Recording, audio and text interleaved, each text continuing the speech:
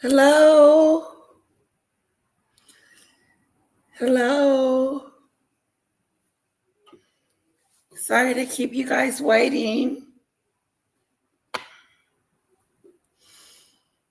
Oh, I'm going to borrow, steal, take, or use Maggie's Make It Wane, Make It Wane. So make it wane, make it wane. How's everybody doing today? Hello, Dudu Bird. Hello, Karen. Karen's not feeling well. So sorry. We're going to be praying for you that you get better, okay? Hello, Kamora. Hello, Snowdrop. Subscribe, come in, chit chat.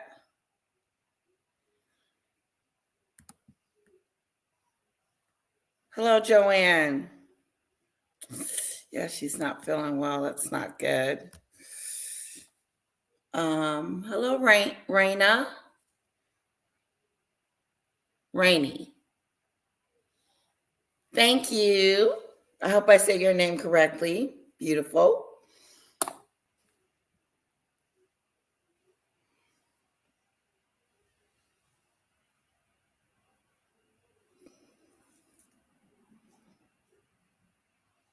All right. I think I look decent.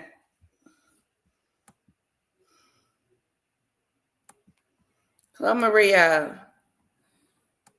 Make it wane, make it wane. Carbo junkie. Hello. Some new people in the house. Oh, thank you, sweetheart. Rainy. Make it wane, make it wane. Thank you. They're woof, woof, woof. We went to the Great Wolf Lodge and we each got a pair. I even got my mommy a pair. I heard Odell has left the building. Give us the Scoopy Doo.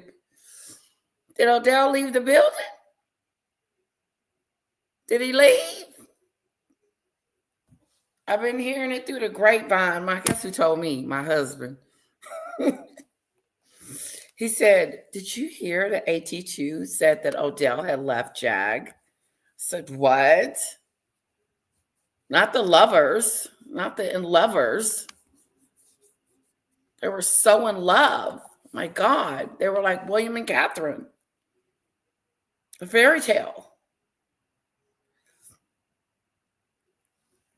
He would never leave her. Remember? He got on his knees and proposed, gave her a whole necklace around her neck. Come on. Where's her lover? Did he leave before he got the money?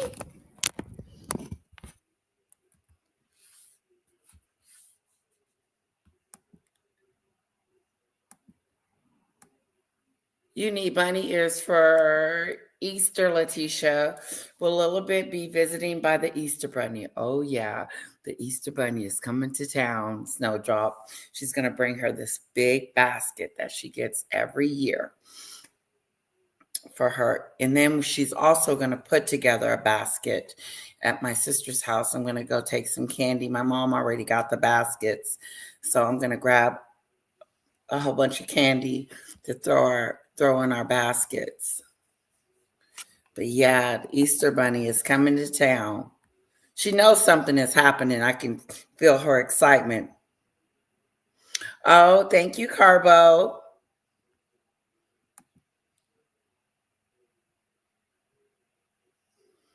Oh, woof. You are not turning. No tickets for you. Oh, yeah. Make it wane, make it wane. I mean, it's a better way of saying that instead of begging for money. So make it rain is good. I mean, I have to give it up for that one. She came up with something really slick.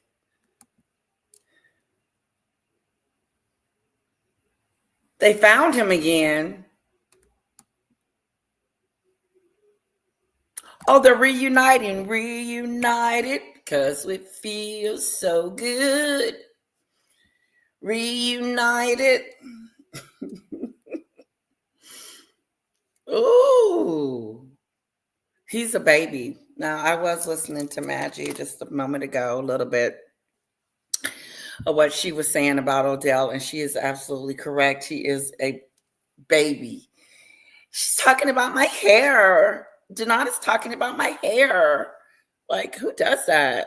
I know I did a little bit of it too, because I was doing it with Odell. Odell, you started it, like kids. You started it, Odell. I was arguing with him and saying, you started it. Oof. Anyway, yeah, he is a big whiny baby. He can't handle it. What did she do? Cuss him out, say something mean to him, and he ran out the house. I'm leaving you, Jag. 12-hour live, but now she's on his live.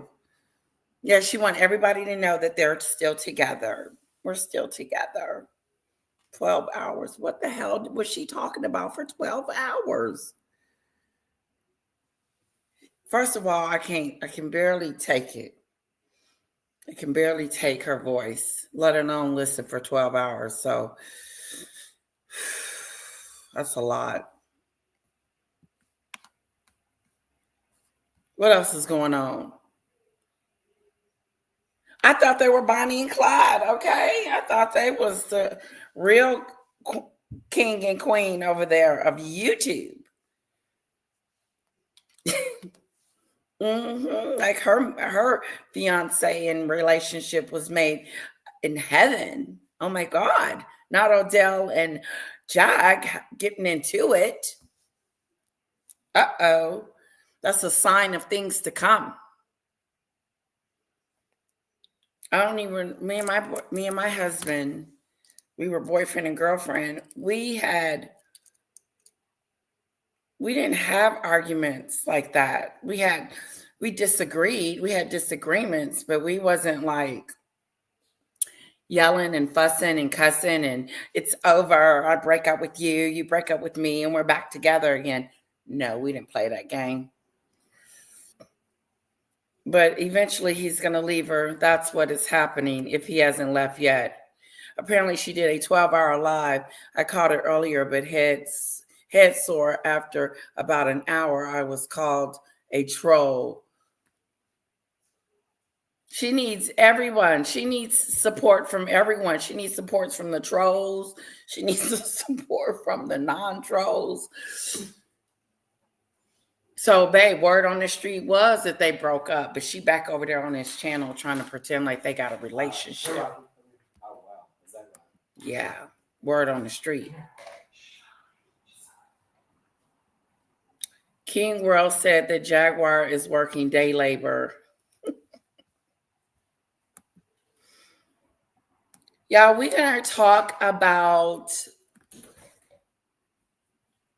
Meghan today, okay? Ooh, will we do the Easter egg hunt? Give me more, Snowdrop. Give me more. What should I do with the Easter egg hunt? Should we have an Easter egg hunt for Kara? Should we do like an Easter egg hunt? Yeah, I think that'd be fun. We did that last year, didn't we? Kind of, sort of. I mean, kind of, sort of. You mentioned it. You mentioned doing. We definitely should do it. Okay. Yeah, I think we did do it last year. Boil some eggs. Upstairs, remember by the Yep. Yeah. Yep. We're gonna do it again, Snowdrop. We're gonna do the hide the eggs. King's World. Yes.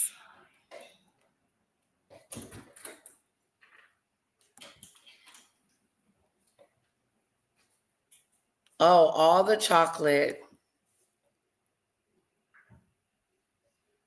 It is catchy. You gotta give her that. Make it wane, make it wane. Make it wane. Babe, I took it. I did. I took it. I'm borrowing it from her. My husband was looking at me like, what are you doing? Make it Wayne, make it Wayne. Mm-hmm.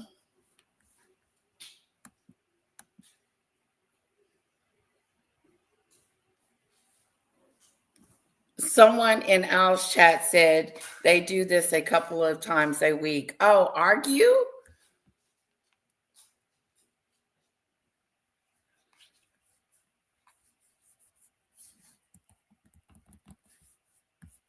Snowdrop, how fast is the chat going?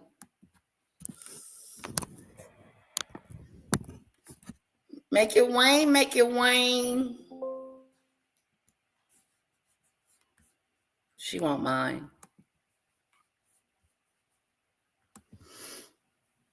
Hello, Lisa. Everybody, let's welcome Lisa. She is new. She is from Danny Robots, the Avengers side of the town. And I would love for you guys to give her some love. Lisa. Beautiful name for a beautiful lady. Thank you for stopping by, lovely. She's funny too. She makes me laugh when I'm over there. Like, I can't stop laughing at Lisa. She says the funniest stuff. But she's a really sweet, cool person, and I would love for you guys to welcome her to our chat.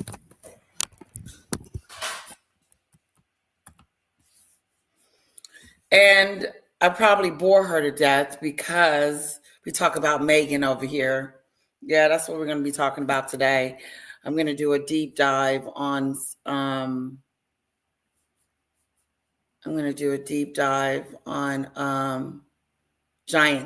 George the Giant Slayer.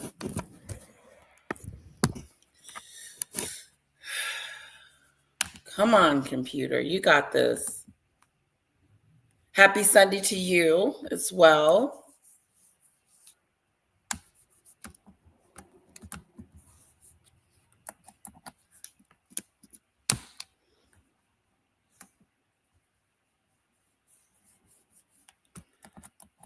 Yeah, my daughter stood up, stand on it on my computer and ripped it to shreds.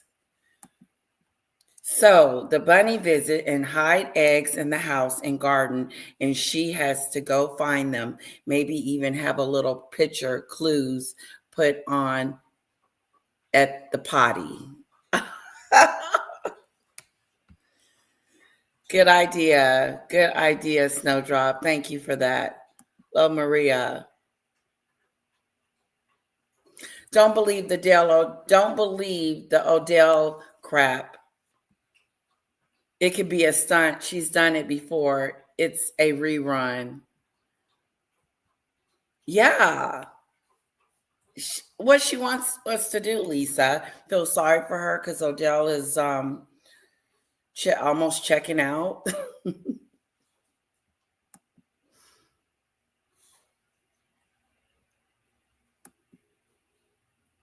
Hello, nice with the bite.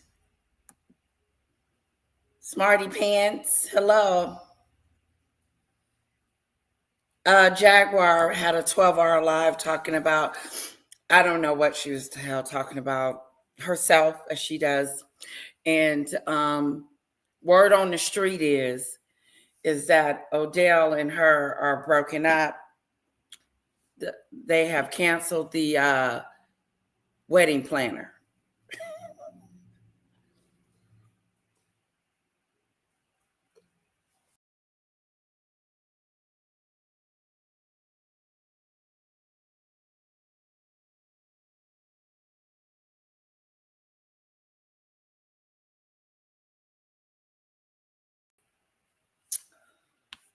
Sorry about that, guys. Uh-oh, where's my comments? Okay, weird.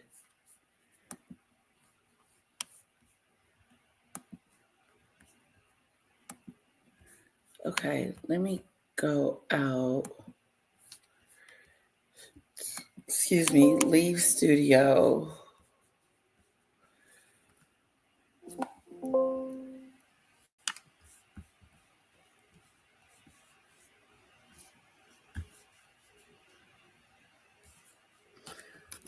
Hey, girl, get your stuff together here.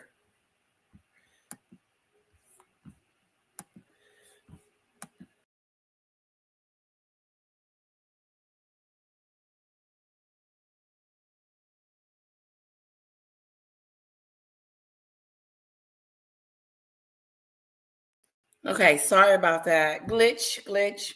Blame it on a little bit. Blame it on the baby. It's all her fault.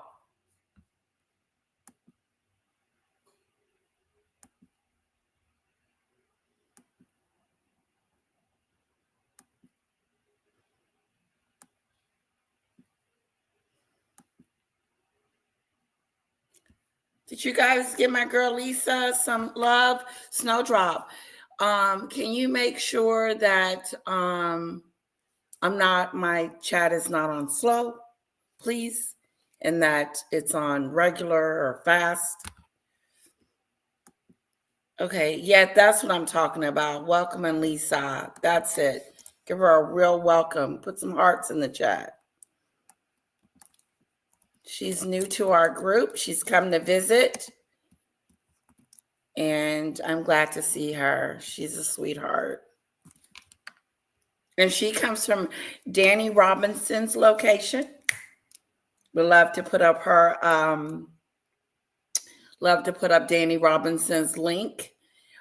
Check her out. She is so good and so fun to listen to. You guys would love her. Trust me. These are the people that I listen to.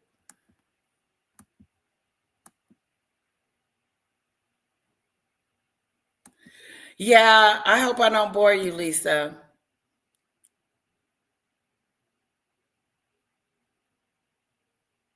Me neither, Snowdrop. Something just happened too. So now it's back up. It's Lisa. Leesa, if I'm pronouncing that correctly. Lisa. Okay, thank you. Thanks for the hearts for her. Oh, good. That's what I want you to do. I want you to feel welcome.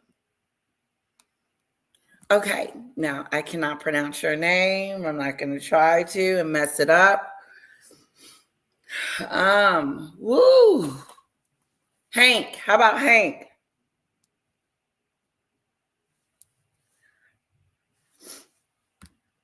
Hello, Snowflower. The subject today is whatever George the Giant Slayer is talking about. I think he did another live on Meghan, and we're going to deep dive his thing. We're going to deep dive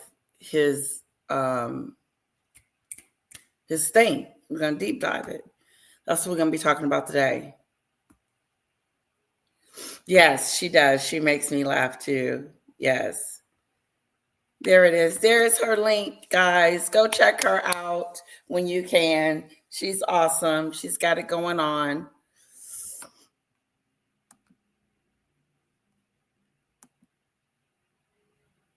Okay, let's see. Because the last time I got a connect with Isabella was a heart. And that was a few days ago. So let's see if Isabella has responded recently.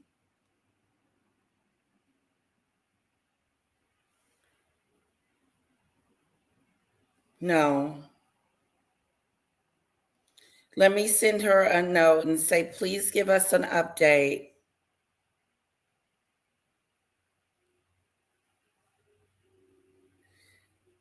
But so far, she's been doing good. All right. Yeah, that's what we're going to talk about. What is going on with Meghan and Harry? Do we know? Okay, so I didn't even let him get it out good, did I, Snowflower? Yes, we're going to watch that together.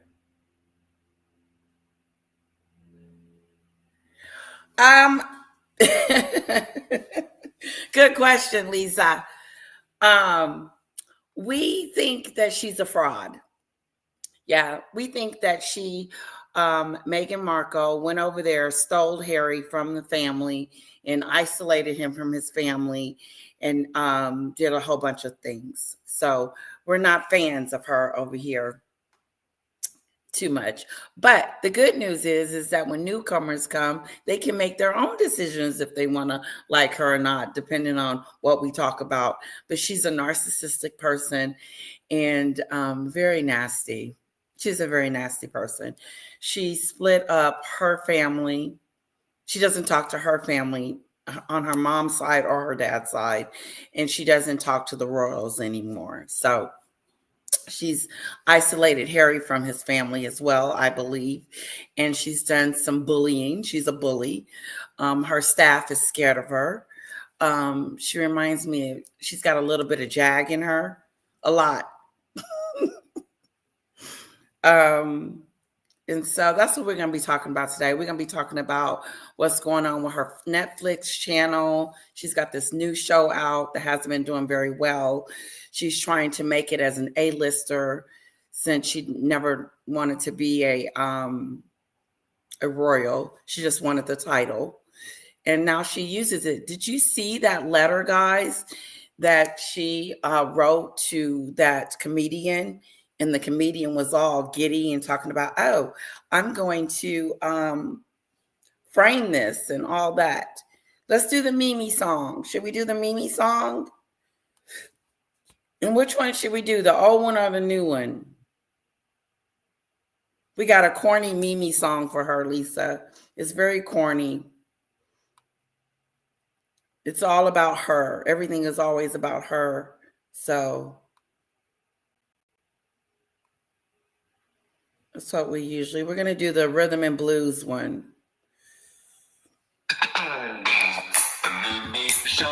It's the Mimi Show. It's the Mimi Show. The Mimi Show. It's the Mimi Show. The Mimi Show. It's the Mimi Show.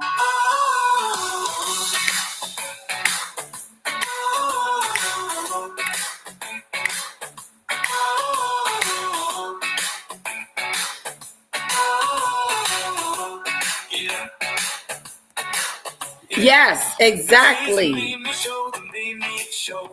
You hit it right on the nose. Exactly. It's never her fault. Yeah. Hello, Tanya.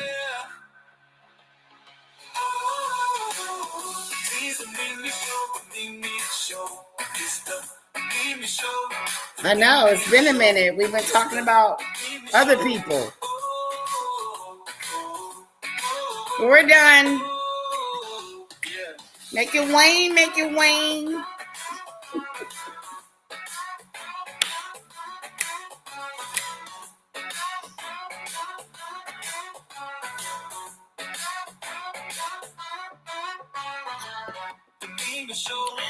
And we're going to get right into it. Unless y'all got something else, y'all got any questions?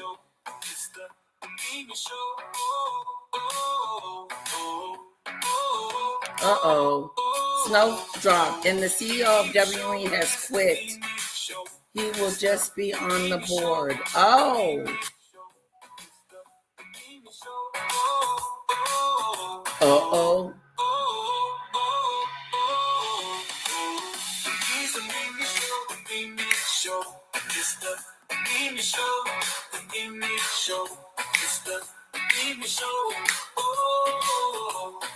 Here's the link if any of you would like to come up.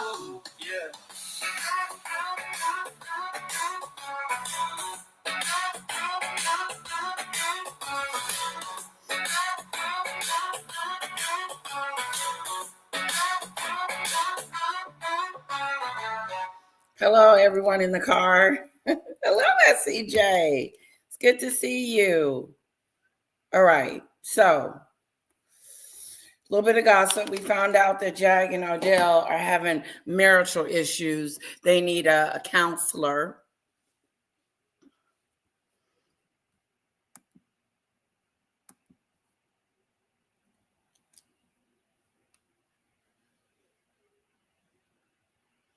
She said she was going to frame the letter that Meghan sent to her because it had the royal emblem on the piece of paper. Like she's writing from the office of the royal family. Like that's what she's doing. Like she's writing from there. No, you're not in the royal family anymore. Stop using their stuff. You didn't want it in the beginning because you called them racist and all this other stuff. And now all of a sudden you want to use their products, use their stuff from the office of Meghan, the Duchess of Sussex, with this royal emblem on there. Did you guys see that?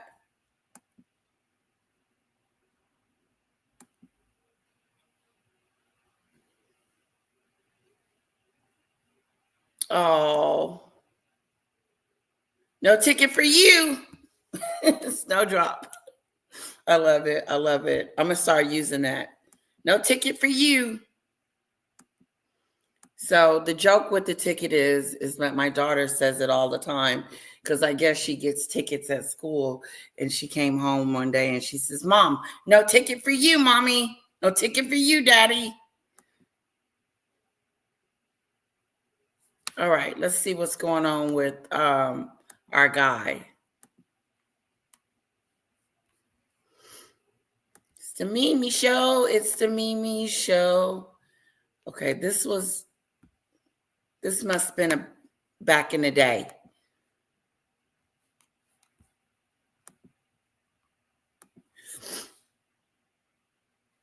Oh, I did hear her admit that we stopped being friends because of Jaguar. I appreciate her for that much, for telling the truth.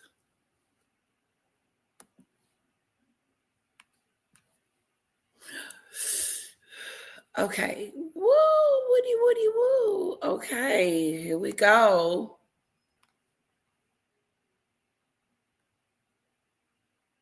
There's a reason Netflix just granted Harry and Meghan a stay of execution.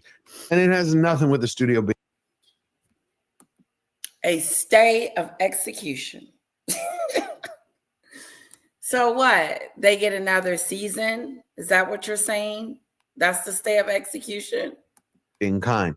They're just biding time till the couple divorces so they can cash in on a new series.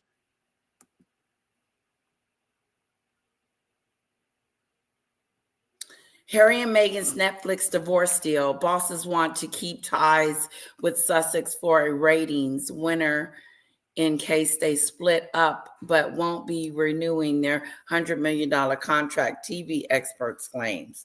Of course not. It's over. You're not talented. Unfortunately, you don't have anything to give and to offer us that we're going to be excited to see. Put a 1 in the chat if you guys are enjoying this, enjoying the cooking show. Have you even seen it? Does anybody watch the cooking show? They're promoting it really hard on Netflix right now.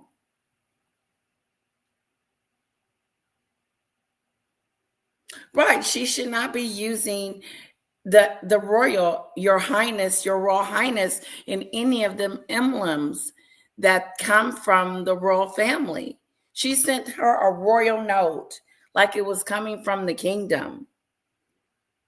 I think I have it up here.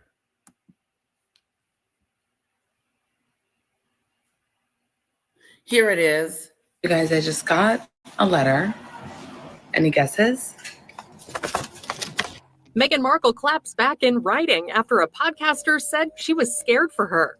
The Duchess of Sussex's Netflix series With Love, Meghan has been making all sorts of headlines. I've always loved taking something pretty ordinary and elevating it, surprising people with moments that let them know I was really thinking of them.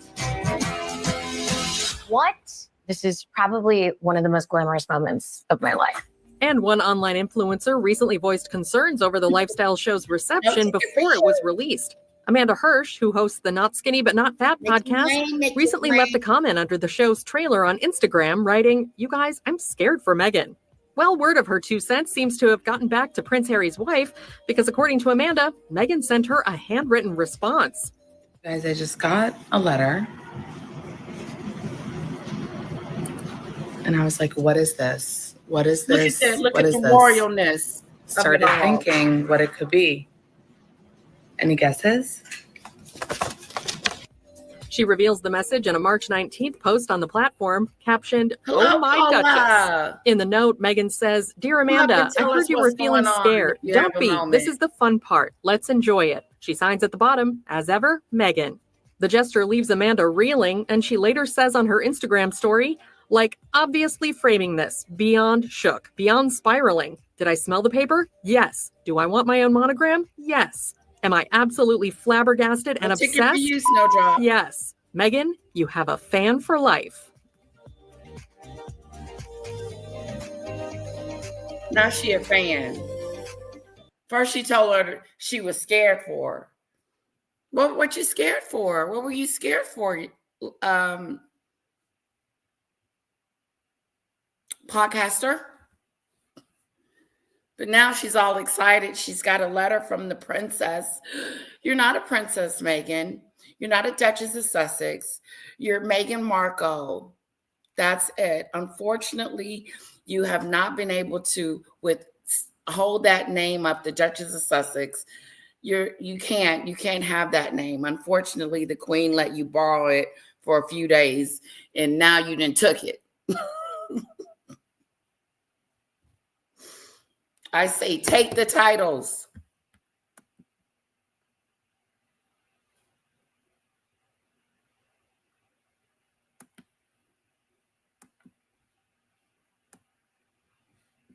Hey, Yaya, no cooking show. You have not watched it? Okay. So now this blogger wants to be Meghan's best friend because she's got a whole note from her. But don't you think it's kind of silly that Meghan put that that logo on the back of it, like the royal logo? Like if I was sending her a letter, I would have just texted her or something. Hey, girl. No, she sent her a whole letter with the emblem. Too much. Hello, Tropical.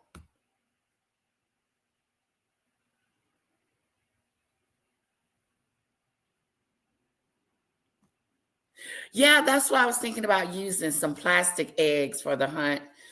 That way, you know, she's going to want to color some eggs. So I think I'll do that too. Tropical. I know.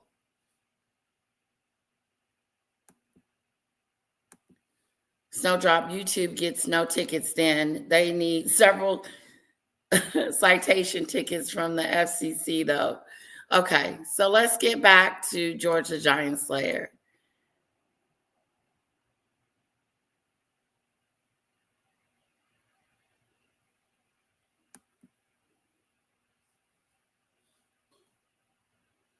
Yes, she is, but now she wants to be her friend. At first she said she told her to be careful. Now she's telling her something else. Paula, where did you go? Okay, Paula has left the building. Let's see who else is saying something about it. There's a reason Netflix just granted Harry and Meghan a stay of execution. And it has nothing with the studio being kind. They're just biding time till the couple divorces so they can cash in on a new series. That's it. Because right now, Netflix has already cooked up the couple's last meal. And it's going to be served one day with Meghan's own tea. Breaking news. Meghan Markle just discovered the sun. And coming up next, she's going to teach a master class on how fire is hot and how grifting is a full-time job. Yeah, that's totally me. And yet people still wonder why so many Netflix executives are in full-time grief counseling. Just think about this. The studio paid the couple over $110 million to deliver 3 seasons of shows that all flatlined after 1 season. And for anybody that's keeping count, that's $6 million per episode. Also, Meghan can swoon every time she sees herself on screen. Chef's kiss. For all the $6 streaming million giants an running with love, episode. Meghan still comes across like your bored rich friend started a YouTube channel just to brag about her latest hobbies, her henpecked husband, and Her bored rich friend, YouTube friend, started a YouTube channel. That's what it seems like, he said. That's what her show reminds us of. That's how bad the show was. I was bored. Only made it to 3 episodes, and I barely made it through that 3rd one. So I still got like a whole bunch to go, but I don't know if I'm going to make it through it. We might have to just pretend like I saw it, because no one's talking about it. No one's talking about her cooking show. No one's talking about her Martha Stewart moment. I know Martha Stewart ain't happy. It's so cringe. Hello, Sue. How Meghan still thinks she's irrelevant as the rest of the royal family and still a part of it. It's disgusting. You would think, this is how bad it is. You would think that she was the one that was born in the royal family instead of Harry. She didn't took over.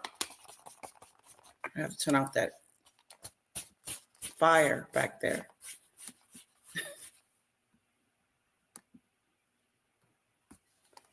There's an update for next Netflix show. Harry is going to narrate in Diana docuseries. Wow. Like, is that going to be good? Sunflower, come up and talk to us about it if you want to. Me, again, and has no balls deserves each other. Yeah, he is a weakling. He did come out to be a weakling, not someone that has that much integrity, and that is somebody that you would want to. I don't know. I used to think highly of Harry. I don't think that of him no more. I used to think he had it going on. I used to think that he was nice looking. I was like, wow, look at Harry. Harry this and Harry that. He was an eligible bachelor until she came along and made him a frog, turned him into a frog, turned to get his family, turned against his father, turned against his grandmother, turned against his brother, and all for what? Harry, you got some answers to be looking at. She cannot cook, okay? She cooked some spaghettis, and it was weird. It had some vegetables in it, and then the spaghettis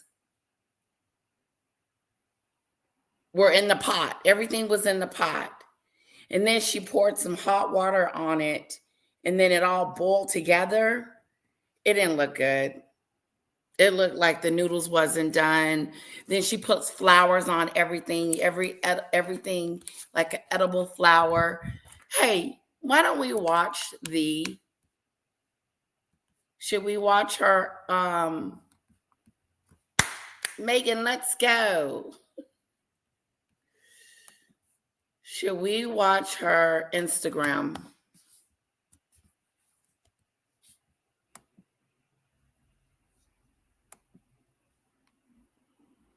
And show Lisa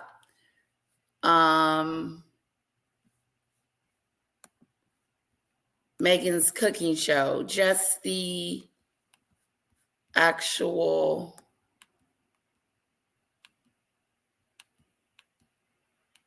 okay.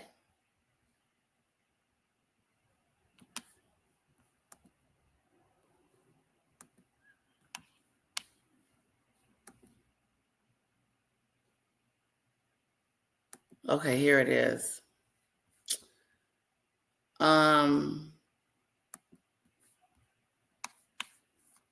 Let's just watch it once more time. We'll be back, George.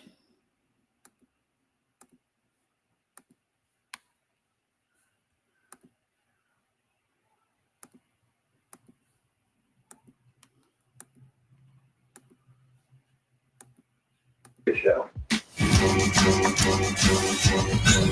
Let's go. I've always loved taking something pretty ordinary and elevating it. Surprising people with moments that let them know I was really thinking of them.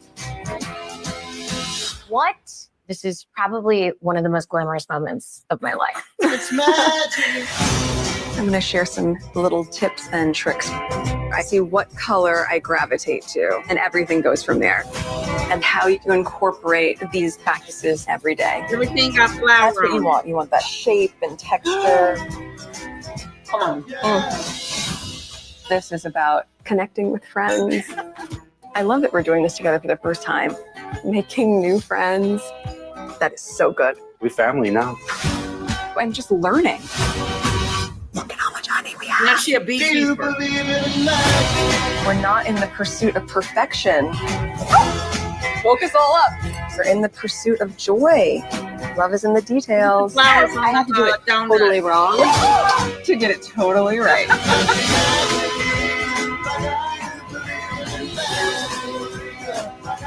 Look at what we made.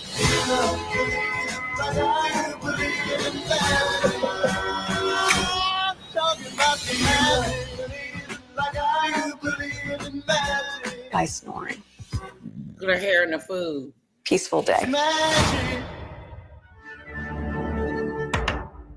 Yeah, if that food ain't no good. The dog's all in the kitchen eating and doing stuff, and she's putting flowers on donuts. I mean, I don't think she can cook. I don't think that she can give us any Martha Stewart tips. But that's what her show was going to be about. Whoop-de-doo. That's a page turner. I thought Harry was nice looking for only about 5 seconds in his life.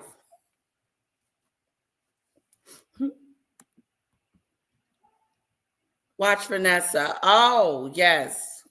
We'll do Vanessa after. No, it's no real cooking tips. The only thing she gave us was flowers. That's what you elevate your food with. Sprinkles of flowers. And hopefully you can eat those flowers that she's sprinkling on there. Yeah, she made a rainbow platter. Yes. Oh, okay, okay, yes. Let's see what George is yelling about. I like him. He's funny. He's got a sense of humor. He said that their brand is on life support. And her limited edition kids. And then takes a break to remind the entire world that the one man she loved most in life was her former dog. Not surprisingly, named Guy. I would do anything for Guy, and he knows it. He can have whatever he wants. Obviously, because he is whatever kind of guy you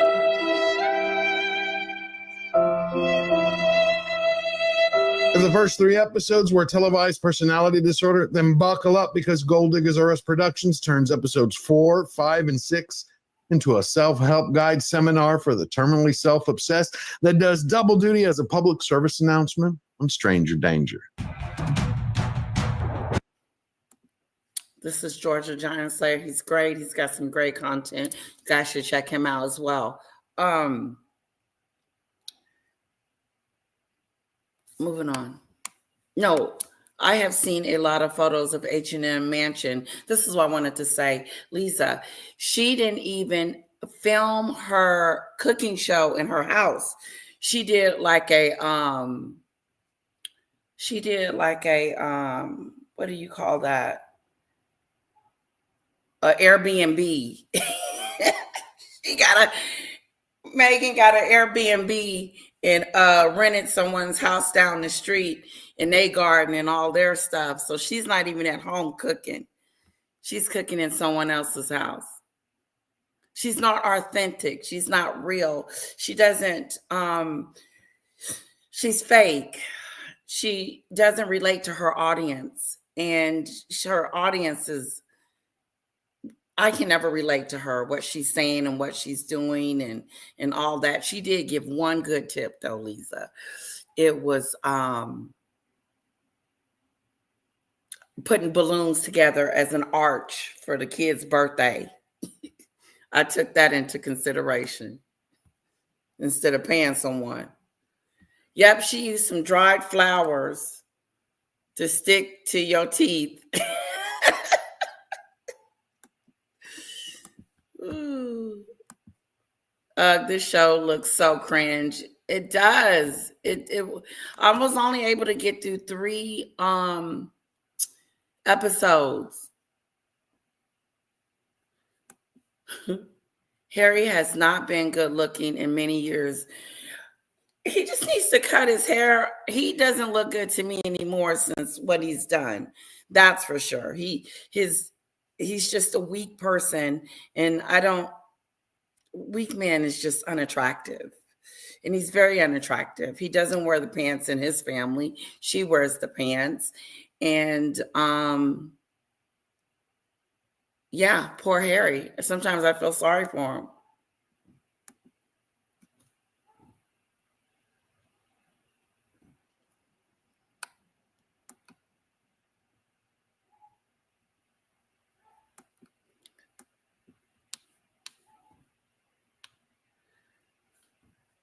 Oh, so is that the dog that passed away?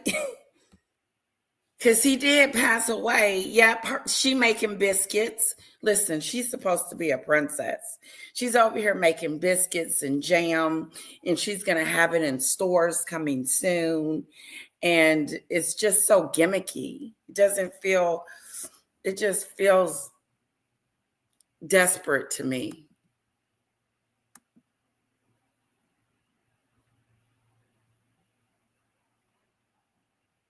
She's fake. She's not real. Cook in your own house. Cook in your own house. Do your own thing. Be yourself. Just be yourself. I know when I come on, I'm nervous, but I know most of you guys just from hanging out with me, which is really cool. Make it Wayne. Make it Wayne. I told you I'm taking it from her. I'm not taking it. I'm borrowing it.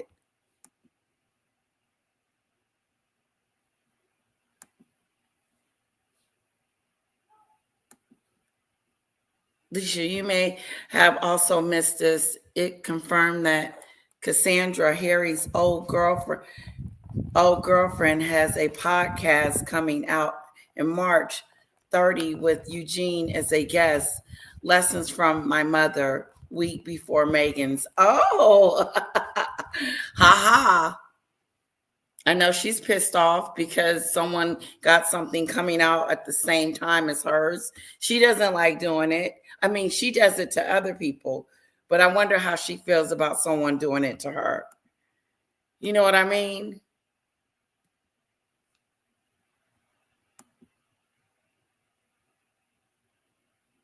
Yeah, he did. Harry mocked a disabled woman in his book, his teacher. He was rude, just nasty. Don't feel sorry for him. He's wicked. Okay, I won't feel sorry for him.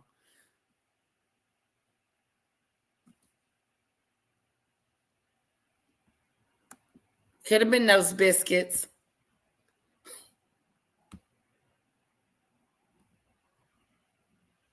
Well, Meghan's Instagram, you can't leave a comment. Am I correct?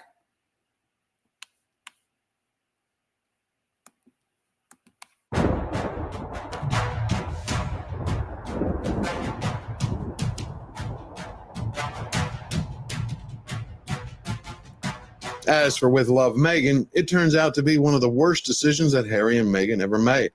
And that's saying something. The series not only drops all the masks, it exposes Meghan for what she is. A Hollywood manhopper with imposter syndrome, playing dress up as a real person who cannot even keep her own origin story straight. Listen, she on her line. Origin, where she got a dish.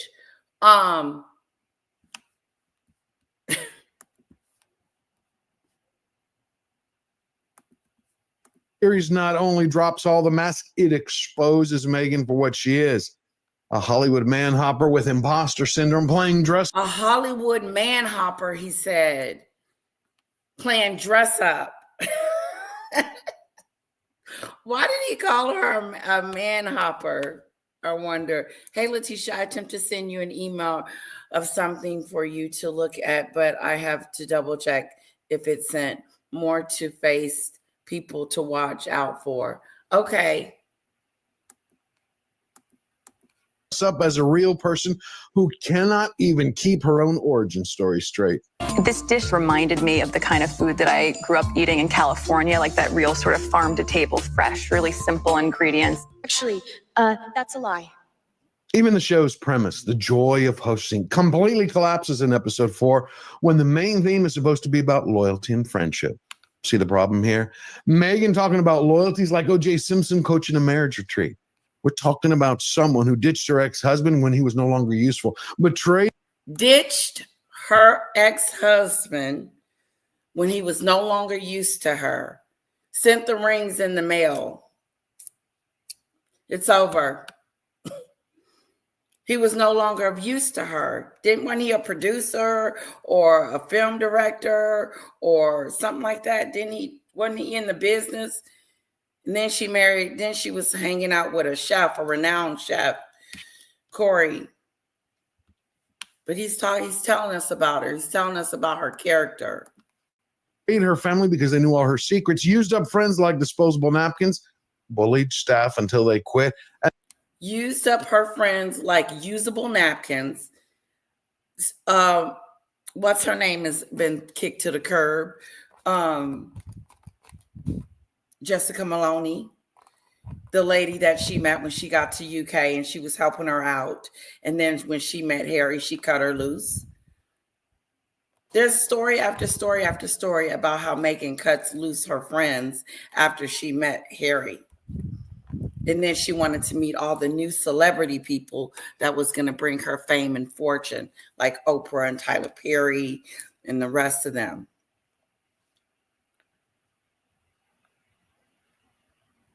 Of course she's fuming. She's highly upset that Cressida, that's pretty, has come out with something. Has come out with her new podcast while Meghan's coming out with what? Ain't she coming out with her podcast too? Lemonado, giving tips to women. This is that stupid stuff. She gonna be giving us tips on entrepreneur and being a businesswoman. First of all, you can't tell me anything about being anything. Not that. You might be able to write a book on how you snagged a prince. I might get that book. But the book on tips on being a founder of your own business and being great and wonderful and patting herself on the back and talking about herself, this is going to be a flop-a-doo. It's going to be a flop-a-doo. And then turned her back on the one country that gave her a new life and a title. Say it again. Also, turned her back on the, what did you say, George Chancellor? Turned her back on the country that gave her a new life and a new title. Because without the country, Meghan would still be some girl from Suits that we didn't know. We didn't know who Meghan was until she married the prince. Meghan who? Meghan Markle who? Who? No, she turned her back on Duchess of Sussex. She turned her back on the Sussex, on the country, on the little town, Sussex. Only been over there one time to say hello.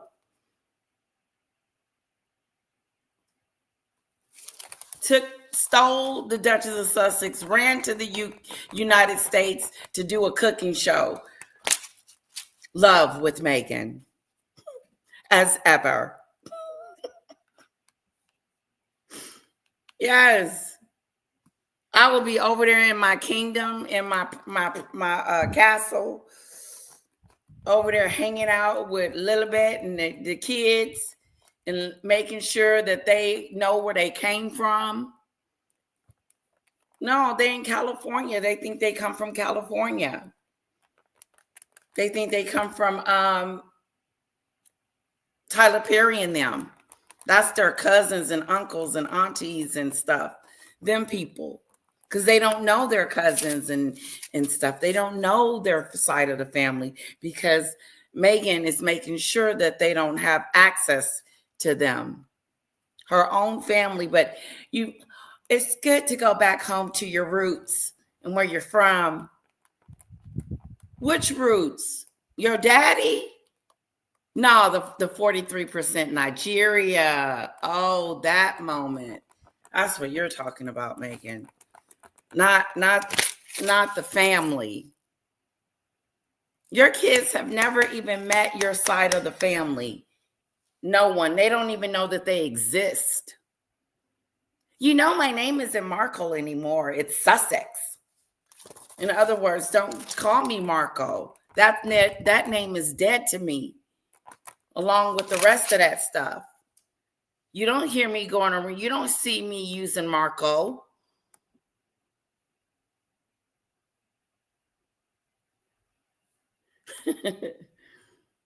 Yeah.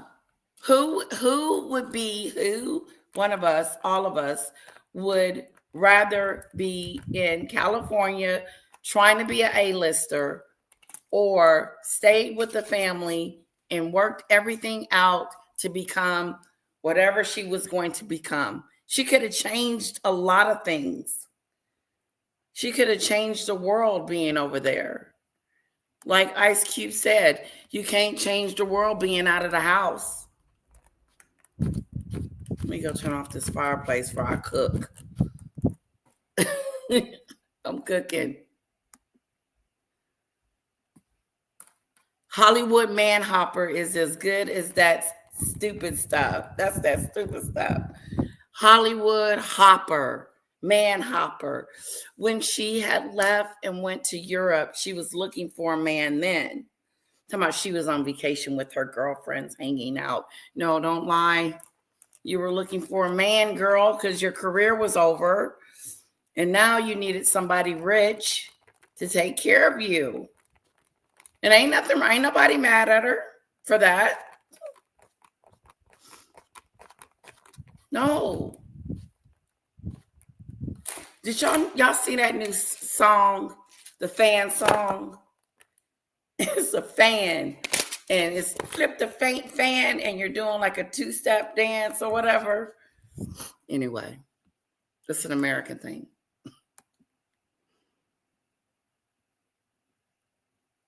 The only book I would be interested in writing by Meg was some of the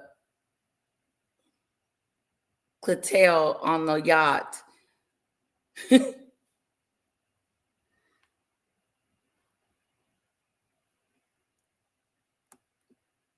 Did you see the never trademark application was returned again? Yes, as ever was turned around again. How idiotic is she? How do you pick a name and don't get it registered before you make an announcement about it? How do you pick a name that you're going to get, that's you plan on registering, should already have registered before you announce it? Now she can't get it patented or get it solidified because she keeps making mistakes.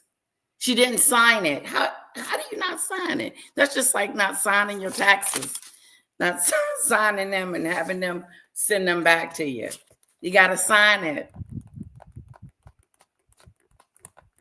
But why announce it before you even do all of this? She's backwards. That's why the success is wavering.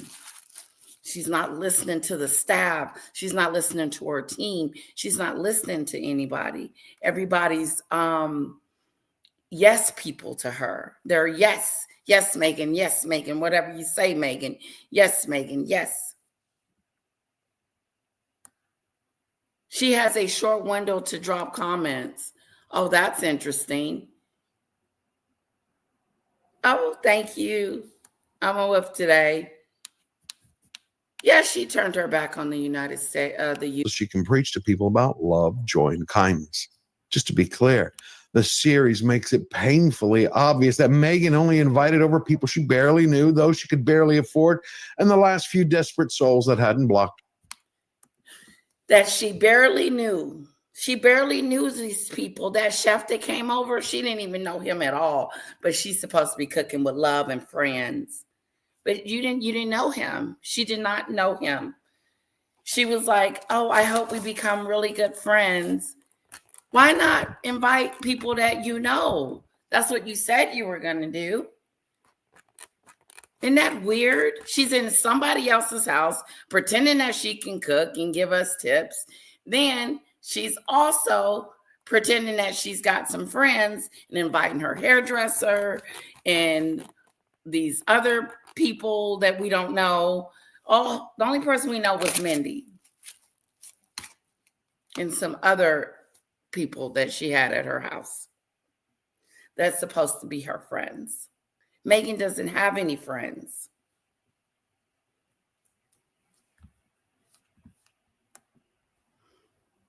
The Confessions of a Yacht Girl. There we go. What that means is Meghan threw open the doors of her fake rented home to random strangers, all while slamming them shut on her actual family. Family like her father. Opened her door to some fake friends. Check this out. Opened the door to some fake friends. The cook, the chef that was there, her hairdresser, and some other folks that she had cooking for, but shut the door on her family. Doesn't talk to her father or her sister or her brother or her mom's side of the family. That's some weird stuff right there. That's some weird stuff. You're going to open the door for your friends, but not friends and family. Friends with love. You don't have any friends, girl. And we know that because it's all about me, me, me, me, me. If you had some friends, we would see it. It would be clear in this show. We would know. We would be like, oh, yeah, that's her friend. Then she lied and said, on the Drew Barrymore, it's good to have friends, or was it Cooking? One of them. It's good to have friends, even from middle school. I've had friends come over from middle school and reconnecting and stuff like that. She knows she ain't got no friends from middle school. Do she have a friend in middle school, guys? Let me know. Make sure the chat is not going slow, Sundrop and SCJ. Please make sure it's on regular because I'm all caught up.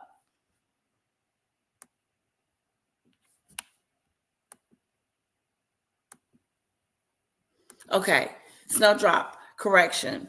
Were sent March 18th. It was signed, not approved yet, though. Okay, so she redid it. Hello, Queen's Guard. He's hilarious. Ralph is hilarious. He's awesome. Yeah, he had me crying out my seat the other day. Okay. Her brother, her sister, her father-in-law, the king, her stepmother-in-law, her brother-in-law, the real prince, and her that hadn't blocked her number. What that means is Meghan threw open the door, quit, and then turned her back on the one country that gave her a new life and a title. All so she can preach to people about love, joy, and kindness. Just to be clear, the series makes it painfully obvious that Meghan only invited over people she barely knew, those she could barely afford, and the last few desperate souls that hadn't blocked her number. What that means is Meghan threw open the doors of her fake rented home to random strangers, all while slamming them shut on her actual family. Family like her father, her brother, her sister, her father-in-law, the king, her stepmother-in-law, her brother-in-law, the real prince, and her sister-in-law, the real princess. Also, 99% of Harry's friends. also known as those who didn't come with a private jet, a royal grudge, or Swiss bank account. She got rid of all of them. She got rid of Harry's friends. She got rid of her friends. She got rid of Harry's family. She got rid of her family.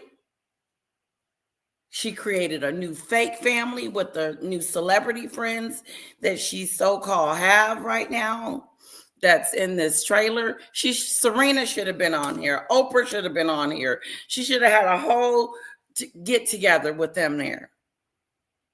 A whole party. She should have did a whole party. Well, none of them people there. None of them people. They said, nope, we ain't going on your cooking show.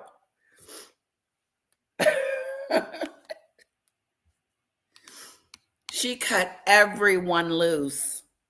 How do you not leave one ally in the family? Like one person that you can go back to and just say, hey, girl, what's going on in the family? What's new? She can't even be connected to the family to find out what is going on over there. She finds out what's going on when we find out. That's that fake stuff. How do you not know what's going on in your family on a day-to-day basis? I talked to my mom twice today. I told her I was coming over, but then I changed my mind. It was getting too late and school and work tomorrow. But my thing is this. She got rid of everyone. She isolated Harry from everyone so she could have full control over him. Full control. All control. Full control. All control.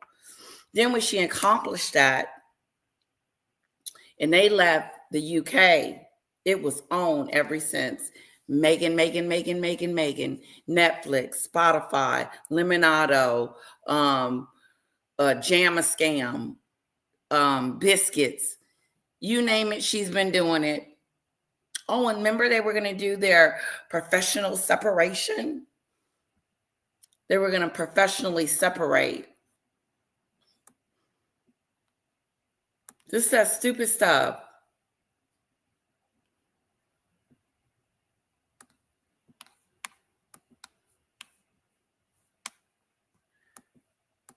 Get over you. Oh my gosh, you're so tall. Yes, I am tall. So let me get this straight. We're supposed to believe that Delphina Blackier is Meghan's long. Over you. Oh my gosh, you're so tall. Yes, I am tall. Look at this. Look at this. All these friends supposed to be middle school friends and school from high school and, people she knows from, back in the day. She's supposed to know all these people. She didn't know she was tall before she got there. You're tall. That means you don't know who she is. You liar-thon. George the Giant Slayer has just called you out. Just like I was trying to call you out about your high school, middle school friends that's coming over to eat with you on this 8-series show that you're making up. Listen to this. You're tall. So let me get this straight. We're supposed to have a grudge or Swiss bank account. Get over you. Oh my gosh, you're so tall. Yes, I am tall. So let me get this straight. We're supposed to believe that Delphina Blackier is Meghan's longtime bestie, that they have this deep, abiding emotional bond they've built over years in between quick tap snaps. Yet at the very same time, girl number 40 from Deal or No Deal is so shocked by her best friend's Amazonian height that she makes her guests take off her shoes. Also, the little inner green monster seething with jealousy. That little inner make-believe Meghan Markle doesn't feel so small in her shadow. And they want us to believe it. She made her take off her shoes. I didn't see that one. That must have been episode 4 or 5. I haven't seen it. Okay, SCJ. So she told her to take off her. Meghan is rude. She's rude. She's one of those people. Take off your shoes when you get to the door. We don't want you to track nothing. You can't hurt my house. You come in with mud on. We good. I'm good. Because my little one, she can tear up a house. She can tear it up, paint everywhere, stuff everywhere, just stuff everywhere. I need a live-in cleaner.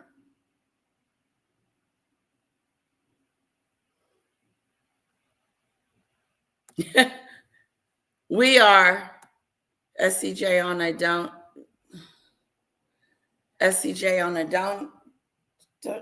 run. I'm on a 2-day my diet. It's tough. Oh yes, Snowdrop, me too. I have my mom giving me little hints that I'm big. Yeah, don't eat the big one, eat the small one. Friends with love. Marie, she knows she doesn't have any friends. This ain't her friend. This ain't her lost long friend. She wasn't at the wedding. Meghan be making up, she's making up stuff. That's why she can't relate. She can't relate to this lady that's tall. She can't relate to us that's looking in from the outside, trying to figure it all out and wonder if this isn't going to be any good or not. No, the only tip she gave me was that balloon tip. To put the balloons, make an arch. That was the only tip. They're friends. Come barefoot with me. And I did We're like gonna make the some focaccia. strawberry thing. All right. If you'll excuse me, let's take my shower. The phone is in the other room. If that ain't a textbook case of fragile ego syndrome. All right. If you'll excuse me, let's take my... Inner make-believe Meghan Markle doesn't feel so small in her shadow. And they want us to believe that they're friends. Come barefoot with me. We're gonna make some focaccia. All right. If you'll excuse me, let's take my shower. Did she tell her to take her The phone is in shoes the other off? room. If that ain't a textbook, to believe that they're friends. Come barefoot with me. We're gonna make some focaccia. All right. Oh, that You'll was so excuse me. awkward. That was so awkward. Fragile ego syndrome. Down to me. He said, there are some people who are such liars that they could beat you senseless and then turn around and tell God you fell off a horse. He knew a thing or two about good people and bad people, and he could see them coming from a mile away. As for the delusional diva, you could see her Botox was cracking the very minute she decided to praise her imaginary friend and future victim. So Delphi is from Argentina. When you see her, you'll go, how is that? Her next victim. Did you hear what he said? Her victim, being Markle. There is a such thing as being Markled. What's the name just got Markled? What is his name? Omid Scobie? He can't get a job no more working with Meghan from working with her. For writing that book, The End Game. Messed up his whole career. Remember she got Piers Morgan fired because she wanted an apology. Because he said he didn't believe the stuff that was coming out of her mouth. None of us believe it. Georgia Giant Slayer just said she's a big liar. She's not a porcupine, like her sister said. She's a full-blown, yes, not allegedly. Because we have caught her in some real deep, steep lies. Like this one. We're friends from middle school. We're friends. You're tall. So when did y'all friends on paper? Or this is your first time meeting your friend? She got caught in some lies, y'all. Possible. More beautiful on the inside than she is on the outside. In your hair up. Oh, what did she say? The minute she decided to praise her imaginary friend and future victim. So Delphi is from Argentina. When you see her, you'll go, how is that possible? More beautiful on the inside than she is on the outside. Oh, oh, oh. Is she trying to say she ugly? Who says that? I would not say that about a friend. She looks good in the inside more than she does on the outside. In other words, she's not that cute on the outside. Don't say that at all. That ain't nothing to say. That wasn't nice. Was that nice to say, y'all? For her to say that? Come on.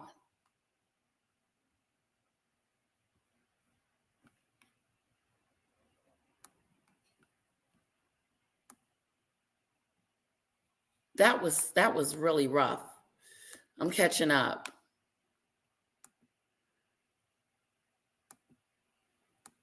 She said she looked good, better on the inside than she do the outside. Hello, Susan.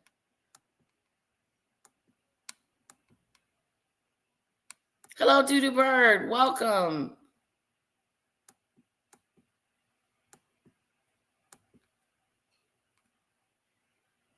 What do y'all think about what she just said? Am I the only one tripping?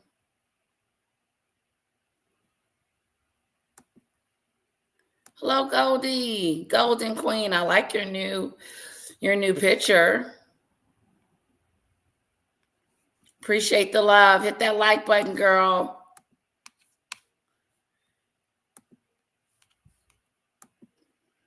Thank you for the love.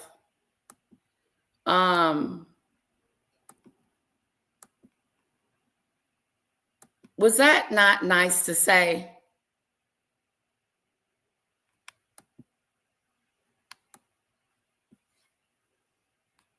Of her to say that about her friend.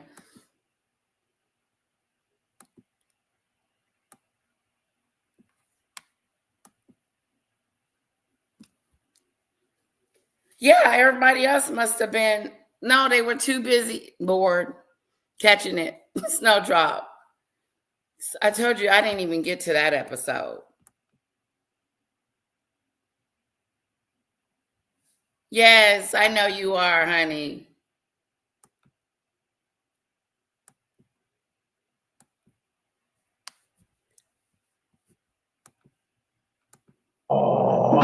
One of as for the delusional diva, you could see her Botox was cracking the very minute she decided to praise her imaginary friend and future victim. So Delphi is from Argentina. When you see her, you'll go, how is that possible? More beautiful on the inside than she is on the outside. One of the many things we know about. Right. Lisa, she ain't never met her. I think this is the one she's finna meet that says she's tall. No, I don't know which girl it is. I don't know which episode that one was. But she don't know these people. She faking it. She didn't know the chef. She was like, hopefully we'll become friends. I'm like, I thought this was cooking with friends. I didn't know this was cooking and meeting friends. About narcissists, they're always angry, whether it's seething under the surface or exploding outwardly like a kid who's been denied a Happy Meal. And it was on full display here when Meghan delivered one of the fakest, most backhanded compliments I've ever seen since she tried to convince the planet that she was Princess Diana 2.0. And if you pay attention closely, you can almost hear the jealousy leak through her nose job. The fact is, most women don't want to be told that their insides are more beautiful than their outsides unless they're being prepped for an organ transplant. But leave it to Meghan to do exactly that. Still, the best is yet to come as soon-to-be single Miss Markle decided to empty her rented fridge of food. Because apparently, didn't you know it, food is for peasants only. Meghan uses horrors to store her laundry. Just a little bit of color. Put those sprigs in there. And I'll keep these just in the fridge as they are. Why? Who said making lavender towels and putting them in the refrigerator wasn't completely relatable? Obviously not Netflix. They think we all do that when we're not holding down a phone. Okay, y'all just saw that, right? Y'all saw her put them towels and them flowers in that refrigerator. For what? So the flowers will stay alive? Who gonna do that? Was that a good tip?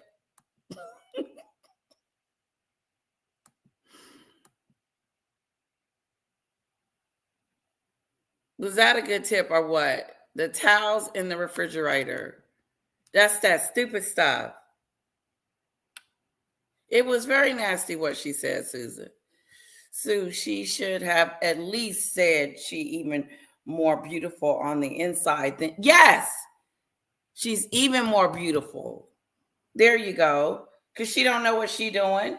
Because she don't care. Because Meghan doesn't have a heart. Now that's the woman, that woman don't have any empathy. Meghan is the one that don't have any empathy and any love. Like, why would you say that? And if you are going to say that, why would you say it in front of everybody? I can see if me and my sister was on the phone saying, girl, yeah, you know, she's better on the inside than the out. You know, you don't do that.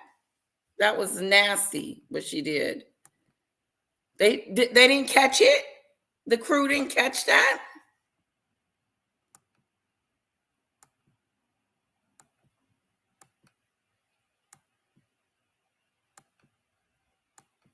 But check this out.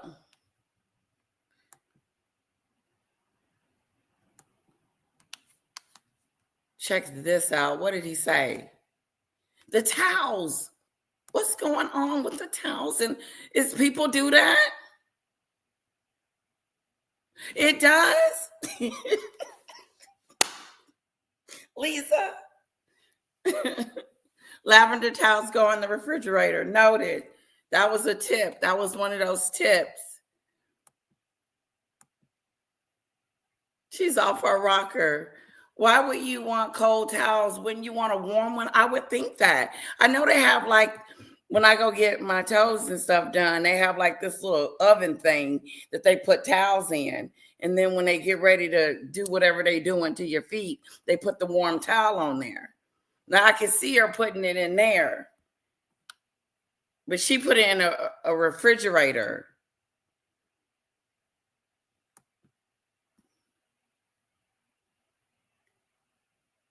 Oh, okay. Is it China? It's beautiful. I hope I'm saying it correctly. Yay, yay. I thought that was an American thing, being hot in California, but we have towel warmer spaces. Yeah, no. I didn't know what that was. I thought it was, honestly, I thought it was something people do. I knew Black people don't do that, but I didn't know.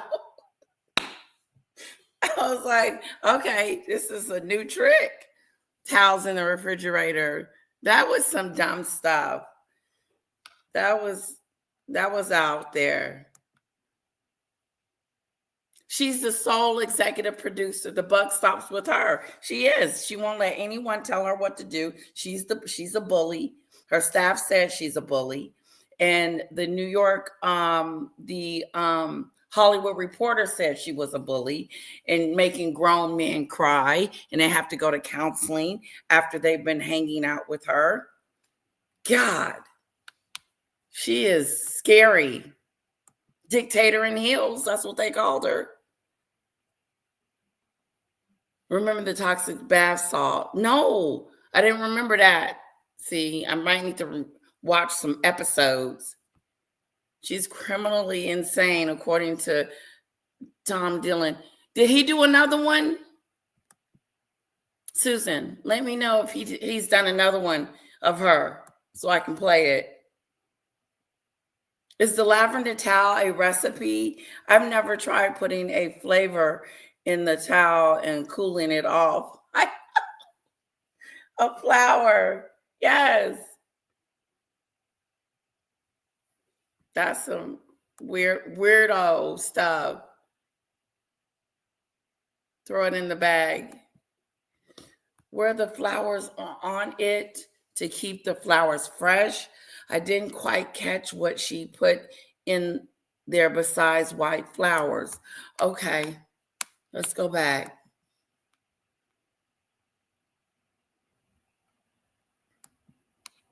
her laundry. Just a little bit of color. Put those sprigs in there. And I'll keep these just in the fridge as they are. Who said making lavender towels and putting them in the refrigerator wasn't completely related? She put some little leaf thing in the middle. This is wrong. This is wrong. It don't make sense. I've never seen that. I ain't never seen that tip. Have you guys ever seen something like that?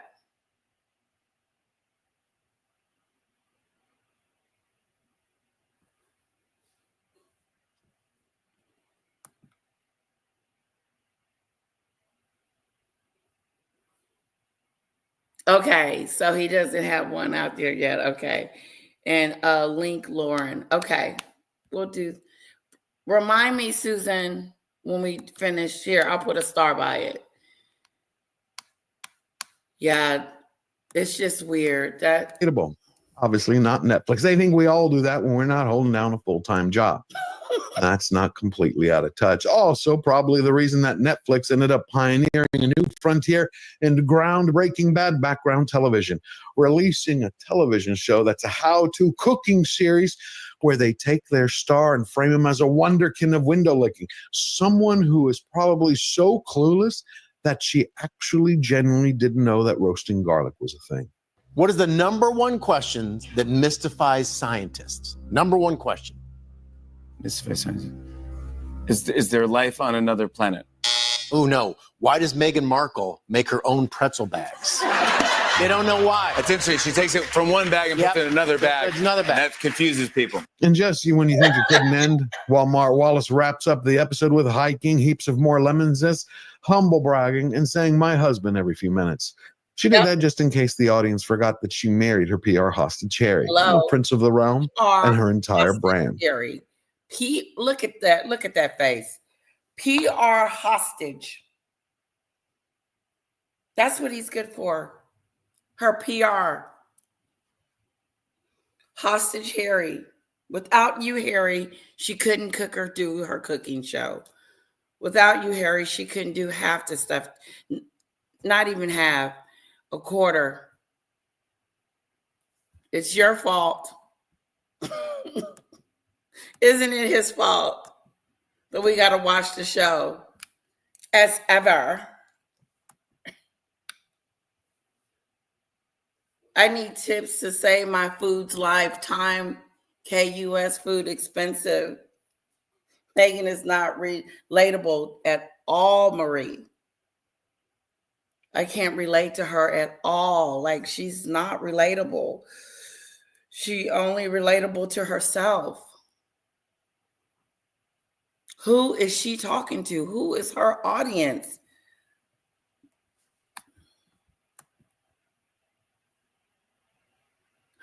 Media, is there a new one?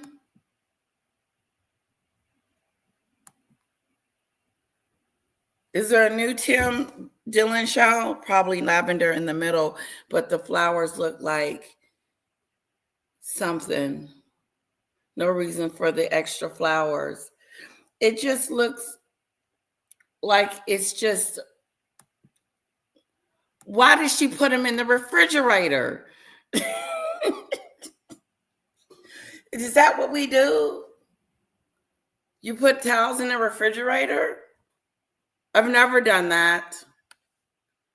What is that supposed to do? Is it going to elevate the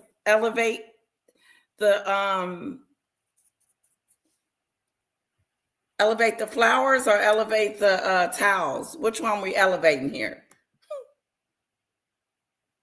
He's sad. He know he messed up. He know he has messed up his little thing he had going before she came along and swooped him. Now he's got to figure out how to make money from 9 to 5. Oh, shit. Yeah. Supposed to be in England, over here in the UK, United States, playing Let's Make Meghan Famous. Let's make her famous today. No, No, it's not going to work. Unfortunately, you're getting up there and no one's watching you. It's unfortunate. She's trying to make some jam and sell it.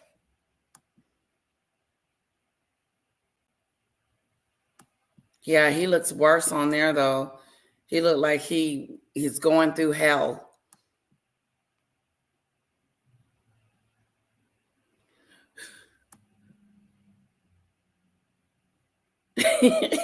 Yeah, because of her.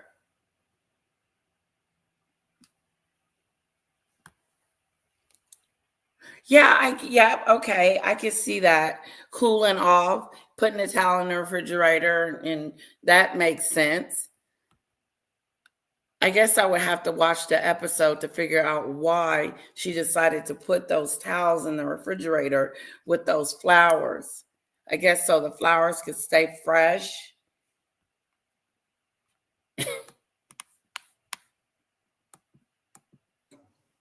Whoa. Episodes 5 and 6 continue this fever dream of unstructured storytelling, bouncing in between these little vignettes, shot in a home that isn't hers, with people standing up like they were props. Okay, just checking. It's on regular speed, correct? It's pathetic. It's pathetic. Making recipes that they've never tried before, all while one person continues to pose as a chef who doesn't even know how to actually use a knife. And what's the purpose for all of this? So viewers can tune into the thrill of watching Meghan giving them a guided tour of Meghan's favorite restaurant, Meghan's favorite antique store, and Meghan's favorite farmer's market. Really? Why? Doesn't that get the blood pumping? This is the antique shop that I really like. I might pop over here at some point soon. This is my farmer's market stand. That's where I got my apricots yesterday. There's a reason With Love Meghan is only a hit in Estonia, Lithuania, and Latvia. Because the rest of the world has common sense. They are... Woo, jeez. Who is she talking to? My apricots yesterday. There's a reason With Love Meghan is only a hit in Estonia, Lithuania,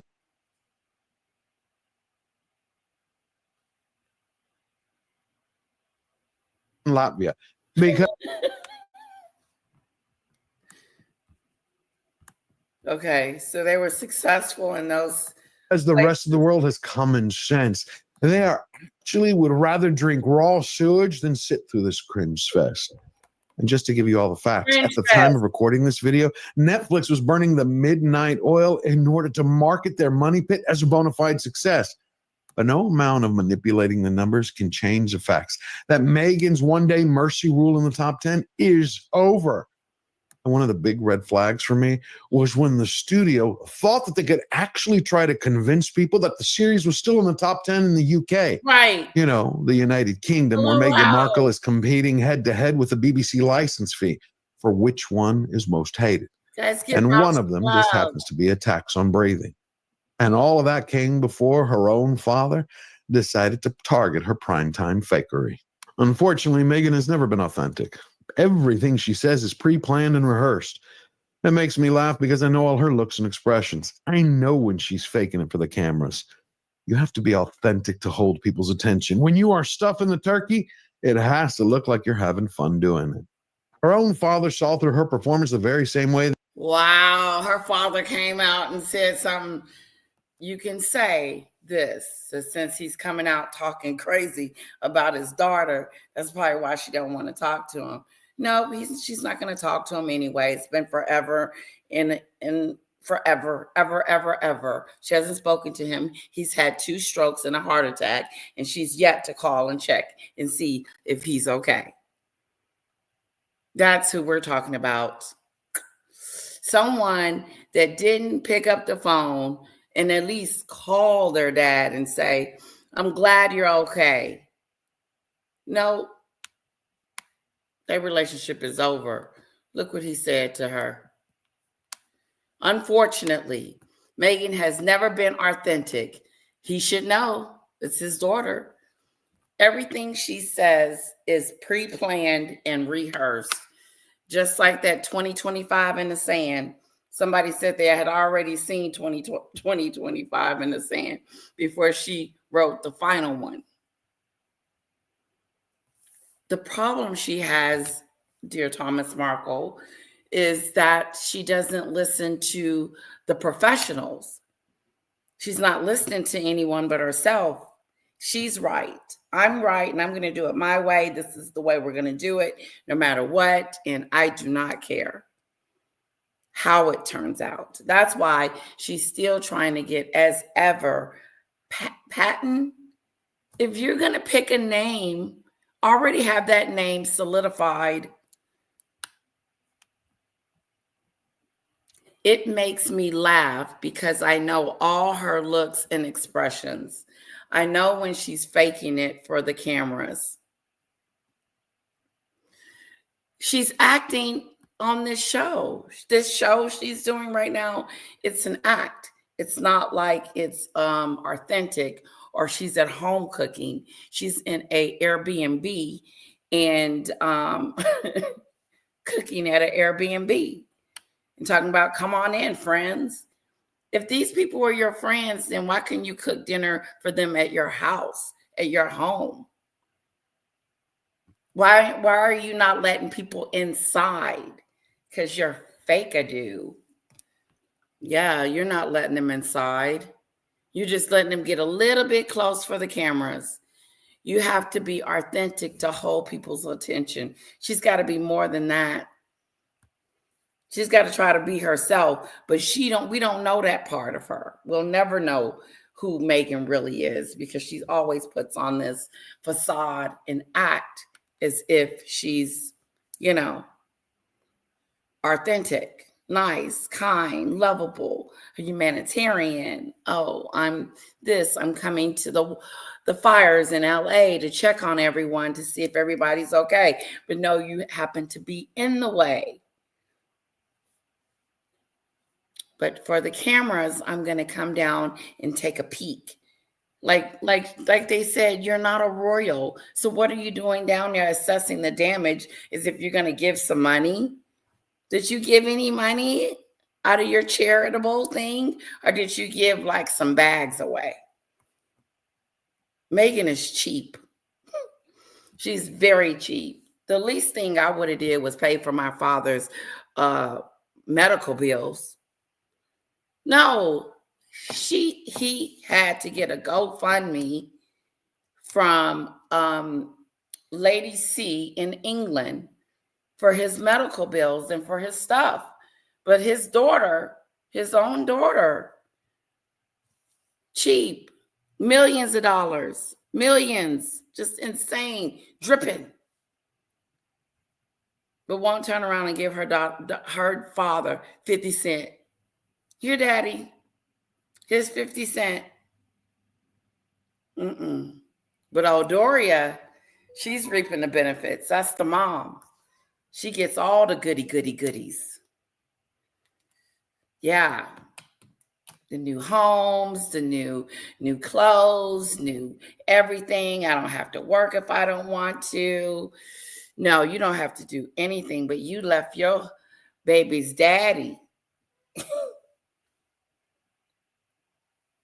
You left your baby's daddy in the smoke.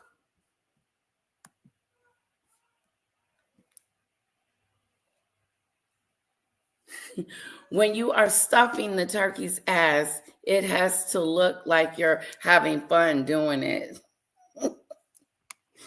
That's what he had to say to his daughter, that you're fake. You're being fake.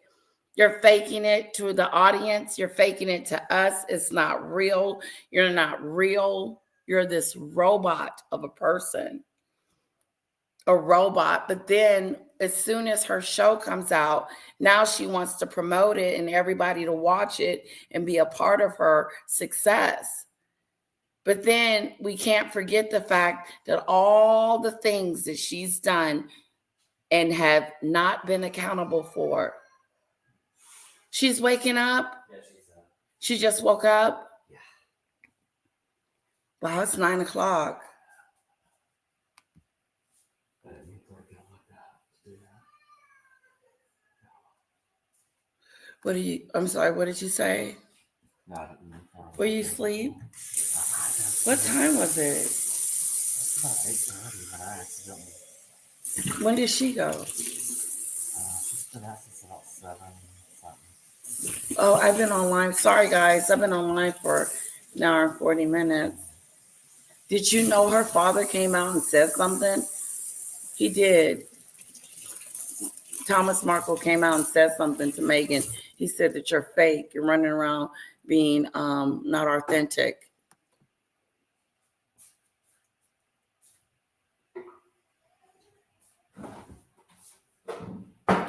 Oh, my tip jar. Okay.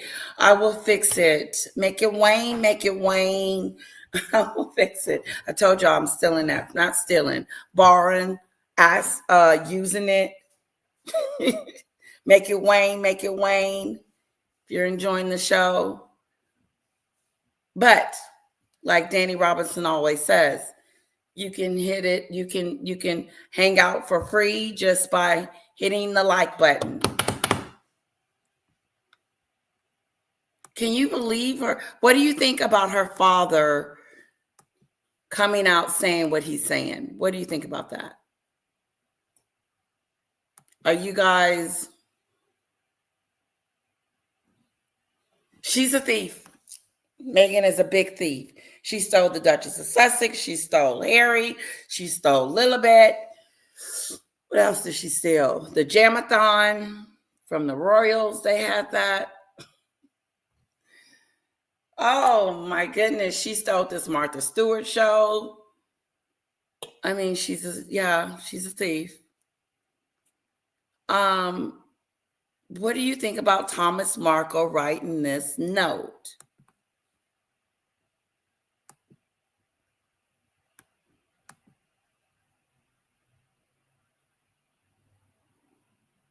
Hello, Debbie. Yeah, he spoiled her rotten and never disciplined her or taught her manners, etiquette. So now she's just faking it. It's a fake. It's like she's not really authentic. It's a robot. She's like a robot to me. And even on Drew Barrymore's show, like she was just so fake. There's nothing real about Meghan. You know, like I wish she would do a reality show. I would watch that. And so this show could have been similar to a reality show, but it was just so fake. Everything was so perfect and like this and like that, and then put the towels in the refrigerator kind of stuff.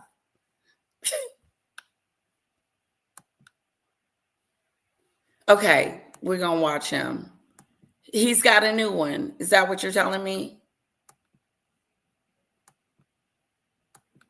Can someone send me the link? I'll look it up. You have to be authentic to hold people's attention. When you are stuffing the turkey, it has to look like you're having fun doing it. Her own father saw through her performance the very same way the audience did. And it's right there in the real numbers that come from the one company that can't be bought, bullied, or bribed, Samba TV. The company shared the cold hard facts that only 526,000 U.S. households tuned in to watch the Wicked Witch of the West Coast go barefoot in her kitchen playing supposedly a relatable trad wife. The Wicked Witch of the West. 500,000 out of a country of 341 million people. That is not a hit. It is an expensive hostage situation where Netflix ended up paying the ransom and still got a corpse. And then to top it off, you got the 1-2 knockout punch where Mindy Kaling, Meghan's supposed best friend, took a victory lap in the very same week when she celebrated her release of her new comedy series on Netflix that just happened to steamroll with Love Meghan with 12.2 million views in the same amount of days. That one had to hurt, especially as it came a time when Meghan made a little confession to the audience. Just have a glass of wine and just enjoy it. I also do this typically with a lot of music. What track would be playing right now? Depends. I listen to a lot of 70s soft rock and a lot of yacht rock and a lot of soul. I had to triple my caffeine intake just to get through more boring shots of a kitchen so beige it makes background music sound like a death metal concert. And it was right about that time that Make Believe Meghan introduced us to two of her actual documented friends. Thank you. They got Suits actress Abigail Spencer and model Kelly Zyphant. So, of course, she made her friends wear, what'd you guess, beige aprons, all so they can booze it up and bake a fish and then turn around and cosplay as two starstruck groupies, praising Meghan's culinary conniption fits as she was a maestro. Yep. And then they turned around and oohed and awed their way through a few scenes as we had Mommy Dearest share some more fantasy fairy tales about her invisible or limited edition kids. Lily got a doll that was, I can't remember who gave it to her the other day. And she has a little baguette and she has a little cheese, this doll does. And the name of the doll is Stella Alfresco. You could almost smell the wolf urine as Meghan marked the territory. Whether she was slapping sliced vegetables on a platter, drowning everything. So little cheese, this doll does. And the name of the doll is Stella. Lily got a doll that was, I can't remember who gave it to her the other day. And she has a little baguette and she has a little cheese, this doll does.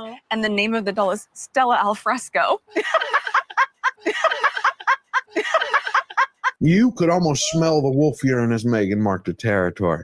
Whether she was slapping sliced vegetables on a platter, drowning everything in olive oil like it was a reenactment of the Alaska oil spill, or getting her Ozempic brigade of barefoot kitchen gals to clean up after her. But I got to say, what really caught my attention was Meghan practicing some new emotions. It was like she was putting on a new costume. You had the rented home hostess was trying new looks for the audience. She tried kind, convivial, and compassionate, even sincere. Rented That's home. when her character gals to clean up after her. But I got to say, what really caught my attention was Meghan practicing some new emotions. It was like she was putting on a new costume. You had the rented home hostess was trying new looks for the audience. She tried kind, convivial, and compassionate, even sincere. Yep. That's when her caricature of a human being fell apart, the very moment she coughed up one of her throw pillow sayings. When things are presented in a nice way, I often find people smile and they feel happy. They say if you can fake sincerity, you can fake absolutely anything.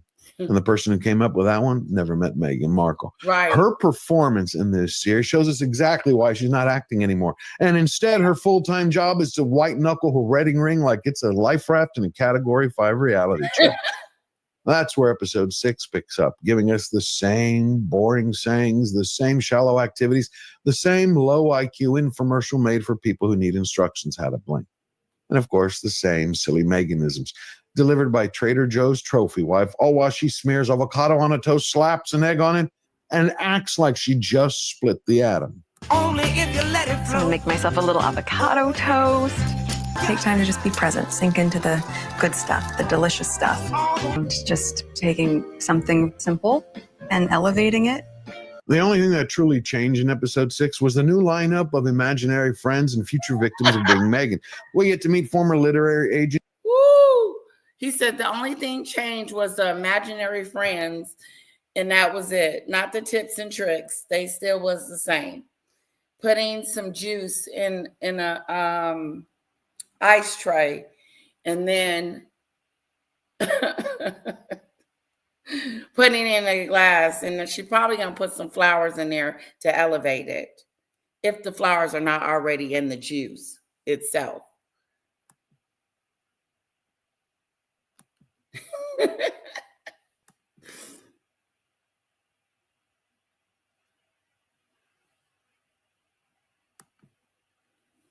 That little Betty doll story is BS and not funny at all. I've never heard of no doll with cheese and stuff in their hands laughing. Are they all crazy up in Montecito?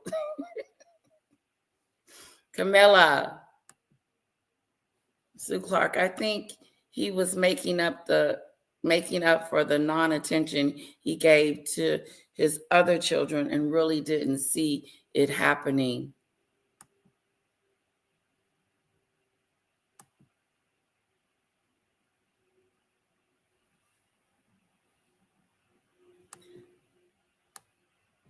So, you guys,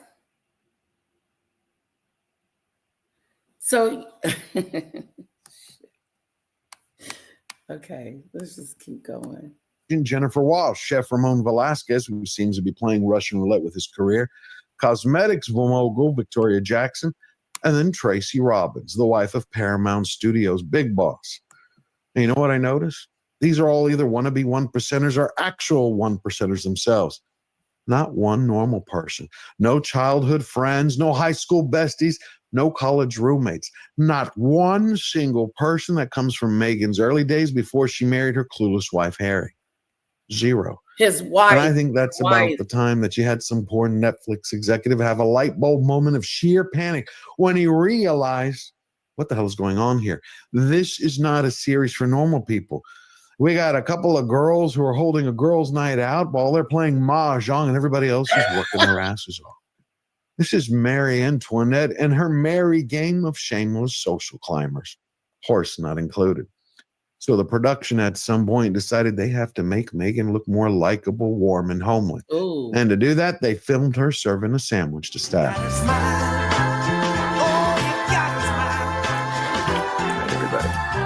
There are many stories about Marie Antoinette that are true and some are false. One of them happens to be that she used to dress up as a peasant just to get her kick. She would go down and hang out with the hungry masses. So, of course, Meghan of Montecito never wanted to be outdone by a historical figure. She served up a slice of cake in episode 1, only to turn around 3 hours later and reintroduce herself to the cameraman. See, apparently she has so many friends that none of them gave her a nickname all her life. So she had to create her own pet name. Geez. And she shared it with everyone. I've never seen you. Write my name? Right. Oh, that I call myself Meg? Yeah.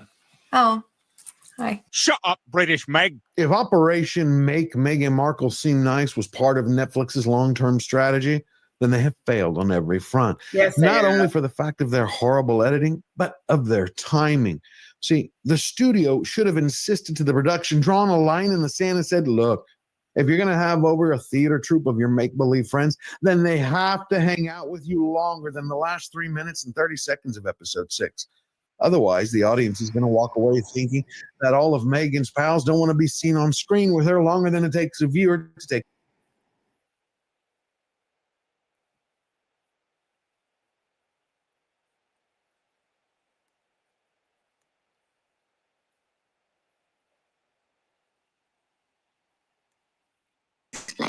What we learned so far in this series that Meghan likes to drink a lot, failed on every front.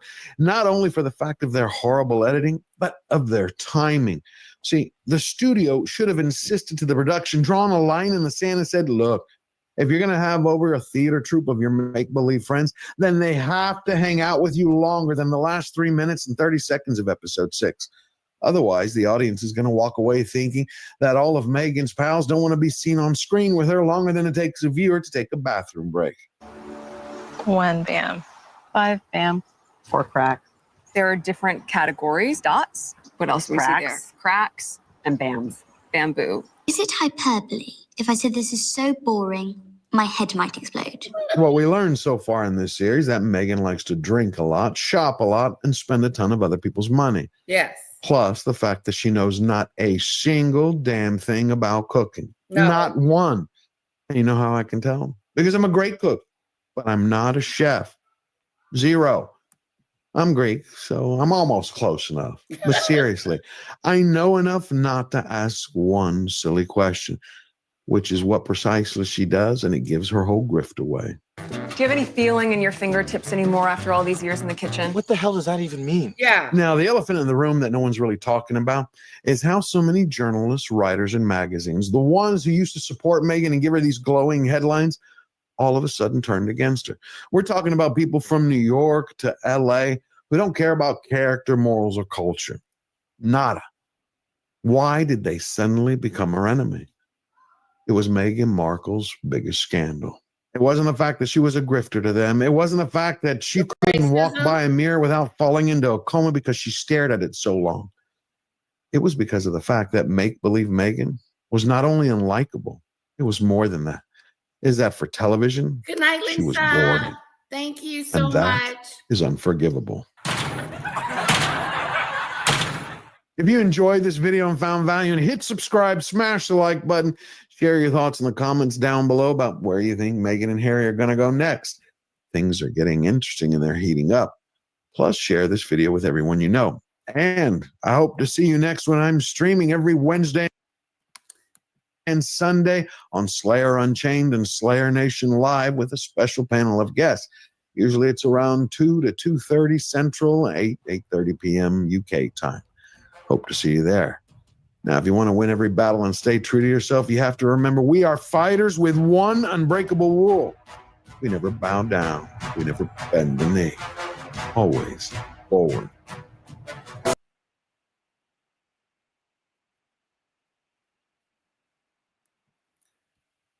Well, that was wonderful, guys. Did you enjoy the live? Uh-oh.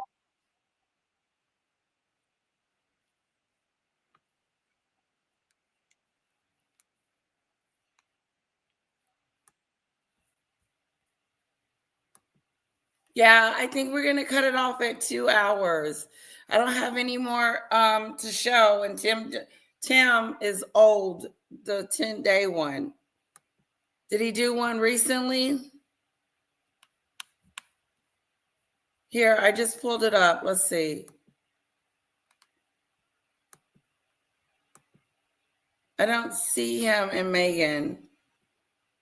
Okay. Oh, here it is. No, that's 10 days ago. Live videos. Okay.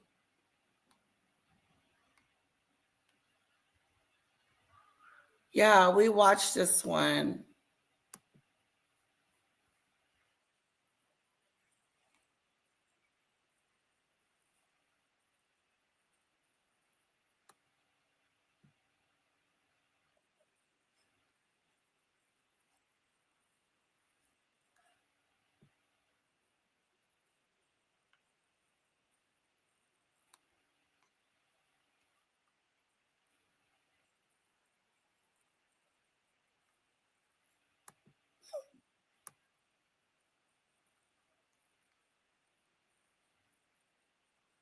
Is the depths of her insanity reveal themselves throughout the program.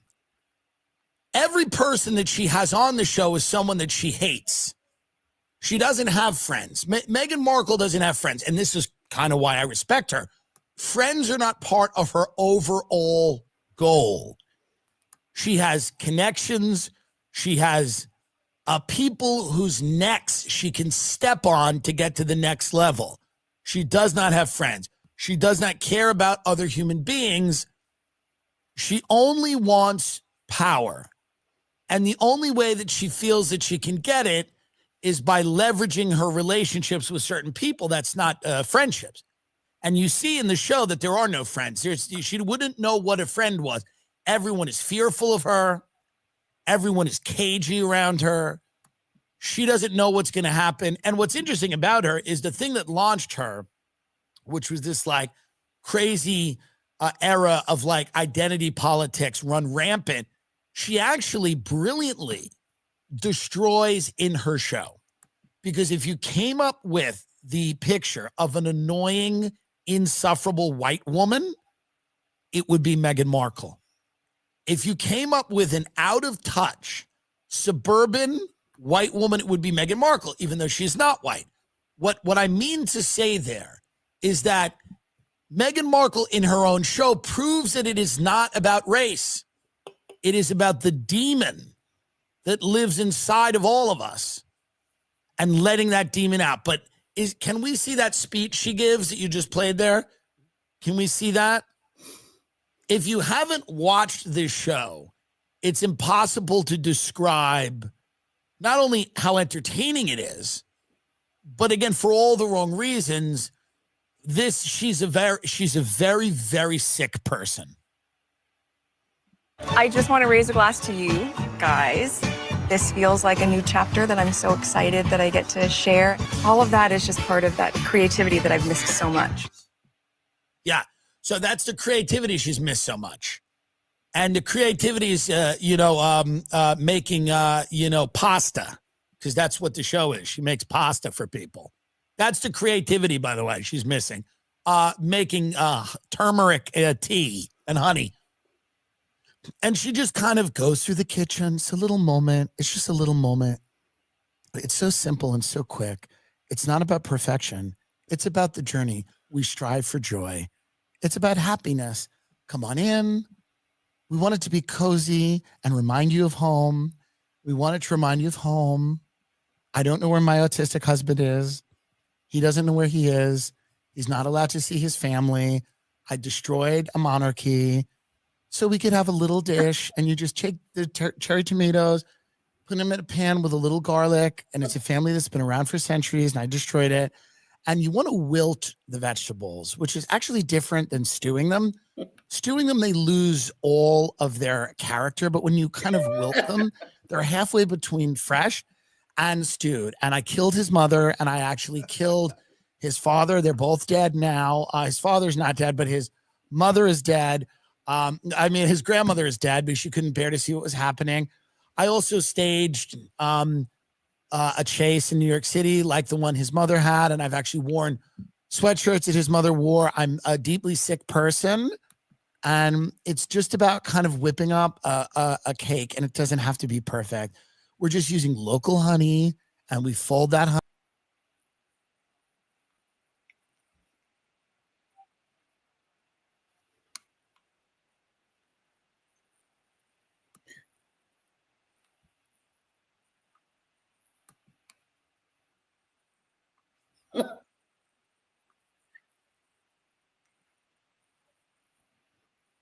Unhinged she is. Again, they've already greenlit season 2 of this show.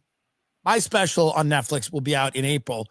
I'm trying to get Meghan to do a promo with me. She will not, I imagine. We are out to her people. I imagine it's going to be a no, but we are offering her that opportunity to laugh at herself because, again, I like her. This is what people don't get about me. I am here to appreciate humanity in all its forms. When you start judging people and becoming a moralist, the show gets very boring. I like her. What she has done, okay? What the world she has manifested is so impressive and so off the wall and insane. You can only actually sit back and kind of be in awe of her. In awe of her. She is full of the type of hate that I find aspirational. Her hatred of other people as soon as they walk into her home. I strive for that. I'm actually a big pussy. Susan, people come in, I talk a big game. I'm actually kind of happy to see most of them. The hatred in her eyes for these people is something that I aspire to. Because she doesn't want to have to prance around with Mindy Kaling. She wants to be much more famous than that. She wants to be much more famous than that. But the guests that she has gotten, she is not. Yes. She is unhappy with them. They walk in and she has hatred in her eyes. She goes, why do I have to do this? I'm better than this. And that's the attitude that gets you far in this business. If you can hate your circumstances enough to create new ones, you're going to do good. So I think that Meghan will actually figure out a way. She'll get the things she wants. Yes, we all hate her, but it doesn't matter. She doesn't care that we hate her. You know why? Her. She We do hates not hate us. Meghan. That is not. That's why she wins. She hates us. She hates us. She Even thinks if she we're hates pigs. us. We're disgusting. We don't know how to use fucking silverware. She thinks we're all Sieg Heiling in our backyard. We're just a bunch of fat Nazis who don't know how to make a proper cupcake. She hates us. She thinks we're pigs. And we should only see people like her behind glass. She's here to educate these fat, disgusting Nazi pig wives how to make a little pasta for the kid. Make a salad for the kid, you pig Nazi bitch. That's what she wants. She's here to help us. And it is her hatred of us. She loathes and abominates us. And it is why she succeeds. Most people would fall apart with the hate that Meghan Markle gets, but it only fuels her because hate, when it hits hate, refracts. Doesn't work. Doesn't matter. She isn't trying to win a popularity contest. She has aimed her laser at some of the richest people on earth that feel good by making her dreams come true. She's not playing to Betty Bowling Alley or Fatty Boom Batty or any of these people. She knows that if she gets the upper echelon to fuck with her, eventually it'll trickle down to the little pig people who she's just trying to, get to start their own garden. Just start your own garden, you little pig. Yeah. Just start your own garden. Oh, your son OD'd? Make your own Narcan. We'll make it. I'll teach you how to make Narcan. That she hangs that way you around don't with. lose your other son. I make my own Narcan. It's so simple to make your own Narcan and just have it. It's so important right now because there's so many people ODing on fentanyl at a house party. You could just go downstairs to the basement with this Narcan, and in several minutes, your son's friend is actually standing up and ready to go to the hospital. It's so important. It doesn't have to be perfect.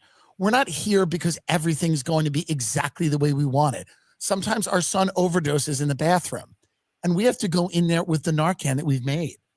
We can make our own Narcan. All right, let's watch a little bit of this. Including her pal, Mindy Kaling. I don't think anyone in the world knows that Meghan Markle has eaten Jack in the Box and loves It's so funny, too, that you keep saying Meghan Markle. I'm Sussex now. Yeah. And what she's saying to Mindy Kaling is, listen to me, you fat bitch. See, this is what she's saying to Mindy Kaling. She goes, listen to me, you fat bitch. She is such a monarch, Meghan Markle. And in the history of the world, the Meghan Markles of the world would be, oppressing the Mindy Kalings. Because Meghan Markle's like, listen, you bitch. My empire ran your shit for years. Big people. Don't call me my dead name. Don't call me my dead name. That's not my name in these streets. My name is Sussex. You bitch. Is there any other interaction we can see? Kids, and you go, no, I share my name with my children. Yes. And that feels so, I didn't know how meaningful it would be to me, but Right. it just means so much to go, this is our family name, our little Right. family Would name. it mean a lot if it wasn't royal, though? Would it mean as much? Right. Do you see her eyes? Do you see her eyes? She's doing an impression of a human being. But the most interesting thing about Meghan Markle is that she's not a human being. Never become a human, honey bunny bear. Don't ever become a human being. She'll be so unhappy as a person. The best version of Meghan Markle is exactly the one you are seeing right now. She is completely, her lust for power, for status, for fame is so naked and so transparent. The demon inside of her is coming out of her eyes. And she's trying to be a human being, only enough, just be enough of a human being for the show. But, her own father's out there going, this bitch is out of control, but it doesn't bother her. Again, you would think someone's father on the thing going, geez, terrible. But it doesn't bother her. And I respect her. God, I respect her. Although my father, given the chance, would probably be screaming, yelling how much I suck, too, if I was fucking making pancakes in Santa Barbara. And I might be. But what she does so well, okay, and what has to be noted and what actually has to be respected, she actually remains above any meaningful human moment, any authentic human moment, which most people would have by accident. She has not one of them the whole time. No. Everything is forced and awkward and terrifying. Yes. Because it is just a way for her to get to that next level that she envisions this show's going to go on for 4 or 5 seasons. And at that point, she's going to have a Martha Stewart living. She's going to be in Target. And all these fat white women are going to walk in and buy all her shit. And she's going to be a big billionaire. And she's going to turn around to the royal family and say, fuck you. And she might be right. She might be right. Here's a not so well-kept secret the insurance industry does not want you to know. Insurance companies profit by holding on to your premiums and reserves longer, so they may be motivated to delay or deny claims to keep funds invested. Morgan & Morgan fights hard to bully these bullies who are using your money to make them understand that. And then the jury looks over, and it's a fully with no head sitting there. She goes, my client is headless. You think $350,000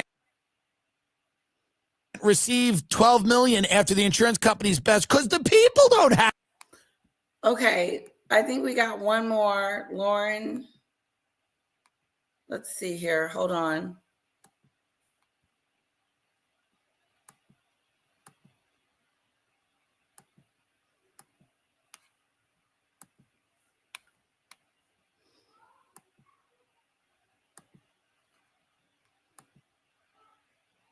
Okay, I think it's right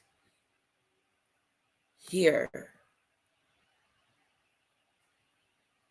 Well, in the past 24 hours, President Trump opened a can of whoop-ass at the DOJ. He also launched airstrikes on the Houthis, the Houthis, Houthi and the Blowfish. I don't know how to pronounce it, but that's not what we're here to talk about right now. As you all have heavily requested, we're here to talk about the fact that Gavin Newsom, Meghan Markle, and Michelle Obama have all launched podcasts recently, proving the age-old adage that bad things happen in threes. Starting with the Duke and Duchess of Scamalot, Meghan Markle just launched her new podcast, Confessions of a Female Founder.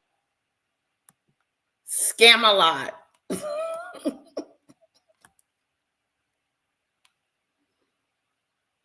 Okay, we're all leaving in 15 minutes. Do drop. Okay, Scamalot. What a pretentious name. I kid you not, her new show is called Confessions of a Female Founder. What has she founded? The only thing she's found is a rich husband. Meghan couching herself as this great entrepreneur. What has she found? Like, she's this great entrepreneur. Like, she got this big business going on. Meghan, she had it going on when she married the prince. Now everything else is just flat on his face. It's going flat on his face. It's not,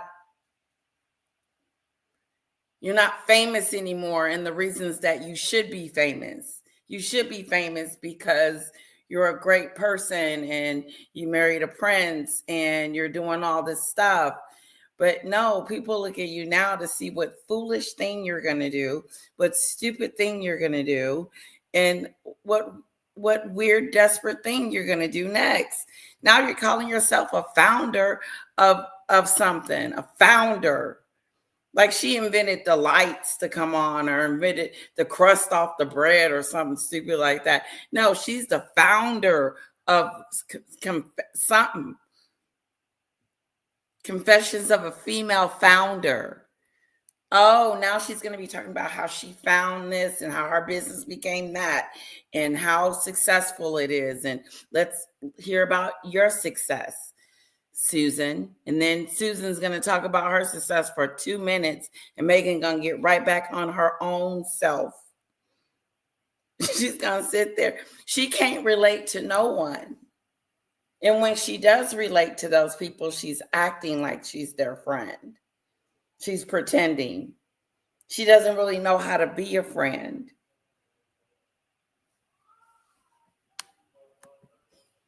The great scammer, a founder.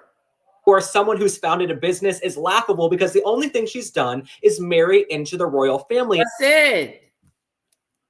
That's all you've done. You've married into the royal family and you became famous instantly. People knew who your name then, knew who you were then, because you married a prince.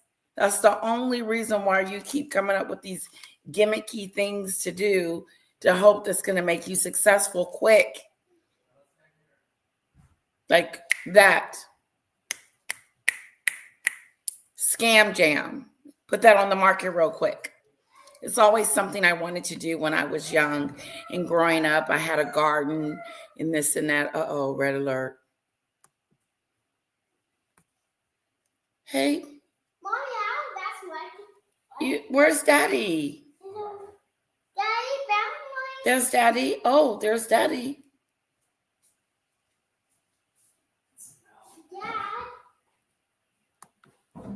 Dad, I told you to place this. Yeah, I'm almost done though. Daddy, playing my toys like he's pretty bullseye on what he's saying, and criticism does seem to be her fuel to keep doing more things that bring even more criticism. Yes. Yes, but she's trying to pretend that she's something that she's not. You're a bully. You have been called a bully. Bad bully girl. Bad bully girl. That's it right there. Bad bully girl. Mean. Bad meanie.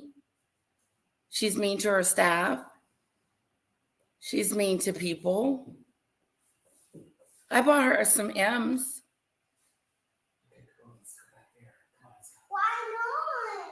I got you some M&Ms.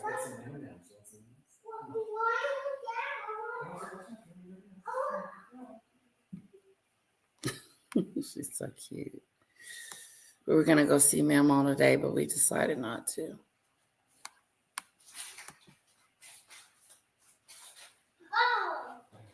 Oh, nice with the bite. Okay, hun. It's almost 3 a.m. where she is. I missed you too, Camilla. Oh, you're sweet. He is. He's funny. I probably don't agree with him on political, but he's funny. Scam-a-lot. He called her a scam-a-lot. The reason why you are even relative, the reason why you exist is because of the royal family. Now, people are intrigued by your desperatism and the things that you do on a daily basis. That's why we look and be like, what is she doing today? That's going to be stupid, desperate, clownish, not authentic, robotic. You know, what is she going to be today? A robot. But she's got her Instagram. So her Instagram is supposed to be this new thing for her, okay? Now, someone says she keeps on the comments for a little bit. Why take the comments off at all?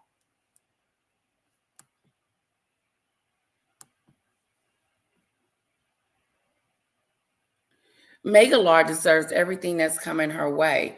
You can't treat people the way she does and not expect backlash unless you really are crazy and can't see what you're doing is wrong. So she is crazy. Yes. Accountability. Accountability is something big today because she's going to have to come straight. She the one ran around talking about the royal family was racist. She the one was going around talking about the bridesmaid dresses and this and that, and Kate don't like me, the lipstick, and all this stupid stuff that was private.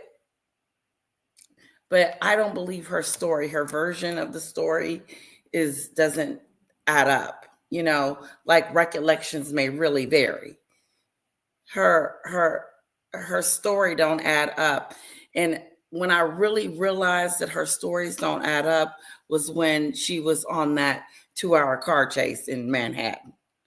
I said, oh, I get it now. She exaggerates the truth. She's going to say she's 43% Nigerian, but she really ain't.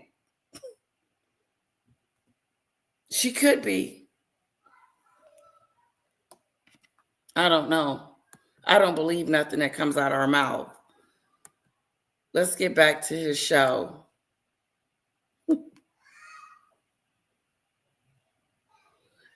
She found Omid Scobie and Marcus Anderson, who were partners in On and Off. Yep, that's it. That's who she found to do her dirty work too. Finding freedom. I didn't know you were a hostage. Finding freedom. Are you free today? Cooking in the kitchen with your flowers and stuff and your tips and dips? I got a second season. She knew she didn't get a second season. They had already filmed season 2. What were they going to not show it until they announced it and said, oh, there's season 2 now. They were going to see how this one went. I think the views and clicks have slowed down. My niece sent me something.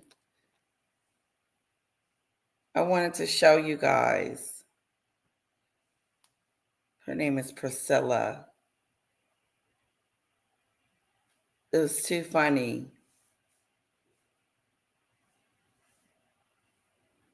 God, where is it?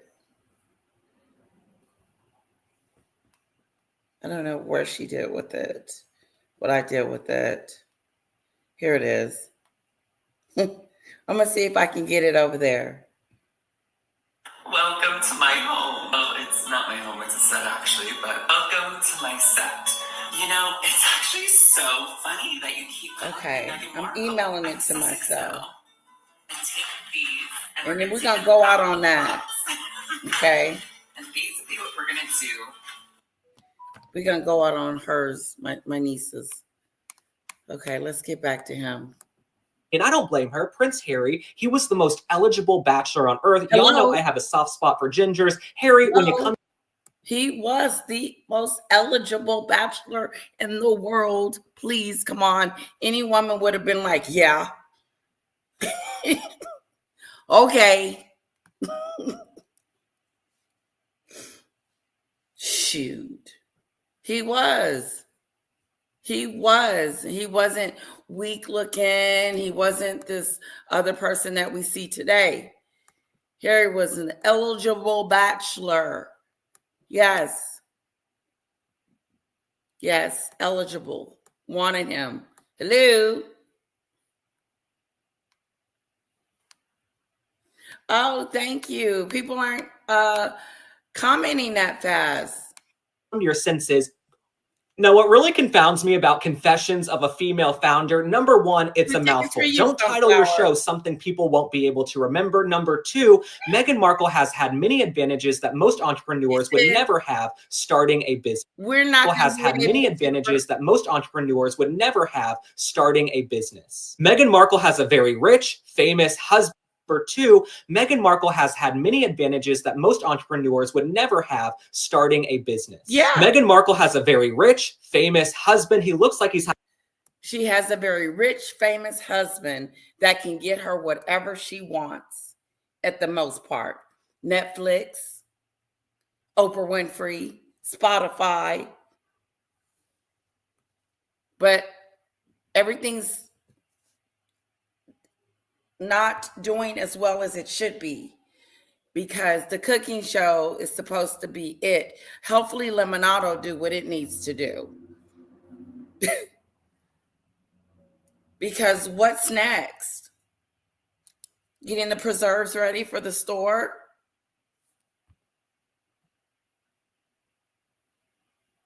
Netflix is not going to renew the contract. They would be an idiot. had a lobotomy recently. Harry, blink twice if you need help, but nonetheless, she also has Netflix behind her, giving her about $100 million. Yep. So for Meghan Markle to act like she's this great founder, she hasn't even found a steamer for her clothes. They're always wrinkled and misshapen. He went there. He went there. He talking about her clothes. He said she needed an iron. He did. He went there. The show is apparently about her businesses and being a founder for her company and the trials and the tribulations. This is just what the world needs. Another rich woman in Montecito sitting around her mansion talking into a microphone about her problems. We don't care. Now, as many of you know, Meghan Markle started out as a briefcase girl on Deal or No Deal. Then she was an unnamed extra in the reboot of 90210, going down on a guy in a car, giving him an oral transaction, let's say. And then years later, she marries into the royal family. That is a come up. So I don't want to hear some contrived, phony show about founding your business with a bunch of business partners. And yeah, that's that dumb stuff. That's what she's going to do. Talking about how she founded this company like it was just difficult and she had to use sweat and tears. She's used her daddy's money to get her to where she is today. No. Your husband is rich, famous, and all that stuff in between that has gotten you everything that you have wanted. This is what you always wanted. Now that it's in your lap because your hubby has given it to you diligently in a platter, whatever you want, Meghan, you can have. Oh, you want to leave UK? Yes, let's go. Come on. You want to start your own business? Okay, go ahead, Meghan, do that. You want to make some jam-a-scam? Go ahead, do that too. Oh, you want to do a cooking show? Do that too. You want to go on the Oprah Winfrey show and tell everybody that my family's racist? We can do that too. That's what she has just the doors open, but the doors are shutting. They're shutting. You cannot make up those comments that she was getting from her show. Before and after. You can't make that up.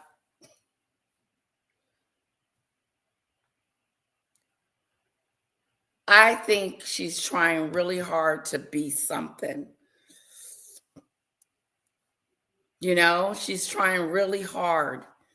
Very digital, just really hard here. And hopefully something good will come out of this, right? That's what she's hoping for.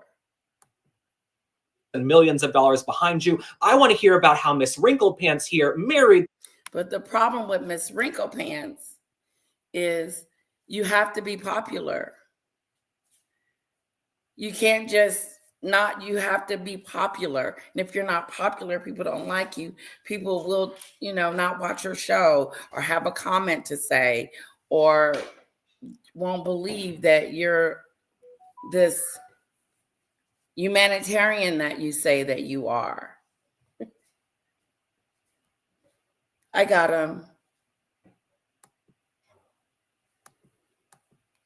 The most eligible bachelor on earth. Give the other girls out there and the other women a 10-point plan on how to climb to the top. We're in an era of authenticity right now, and people can tell Meghan Markle portraying herself as this genius business founder is not going to track, okay? Even on her new reality show. It's a joke. Come on, guys. A confession of a female founder. The only thing you found was a prince, girl. That's it. You found a prince that had that money, had that everything going on for himself that you can go in there and get so you can start doing all the things that you always wanted to do when you were a child. Everything. Work with Oprah, Tyler Perry, Serena, meet all the A-listers of Hollywood, and then start my own little to-do. Female founder. No, girl. You have put yourself on too big of a pedestal. It's way up there. It is. Isn't her do you guys think that she is putting herself on a pedestal, patting herself on the back? Watch how this confession, how she talks about herself, how she, like he's saying, how she put together, how she's a founder of her entrepreneurship.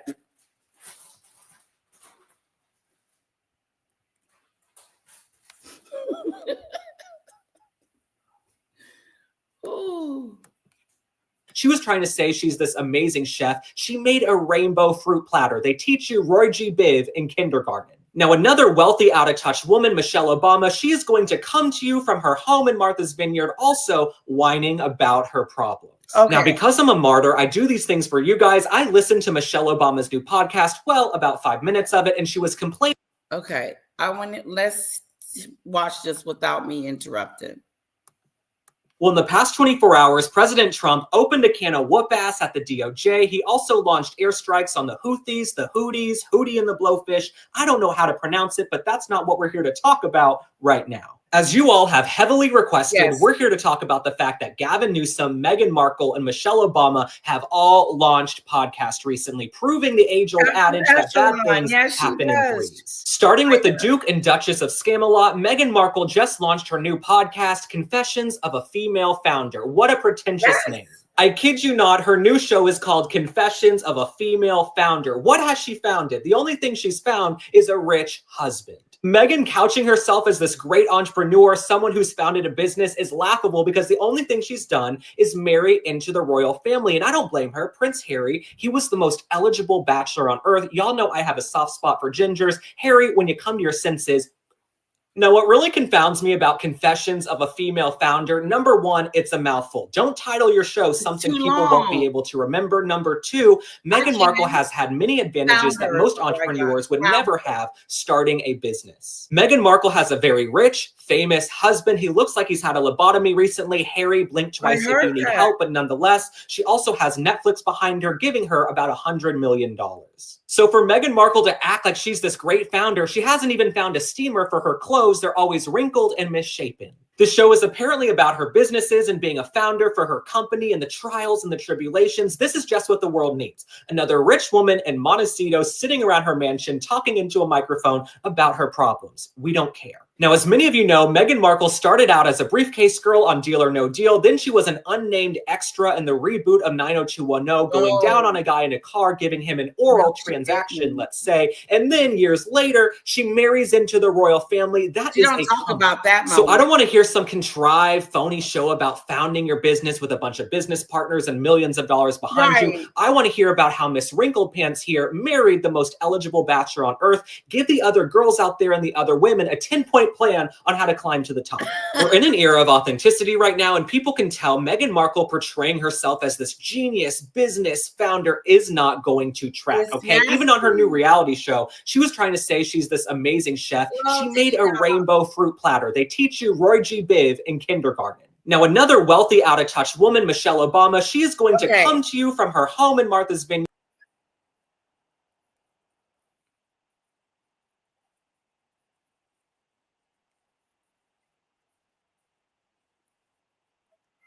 No one wants to hear you complain about being the first lady.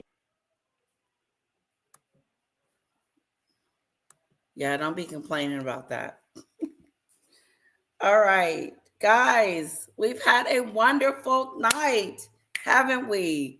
So let's Mimi our way out of here, okay? Thank you guys so much for the love and the support, for hanging out with me, for the catch up on Meghan. I hope you guys enjoyed it. Give it out to George the Giant Slayer and his podcast, his YouTube channel. We could get his link up. That would be great. You guys are awesome. Also, too, let's pray for Karen. Karen's sick. She's not feeling well. And Isabella, she's doing well, I'm sure.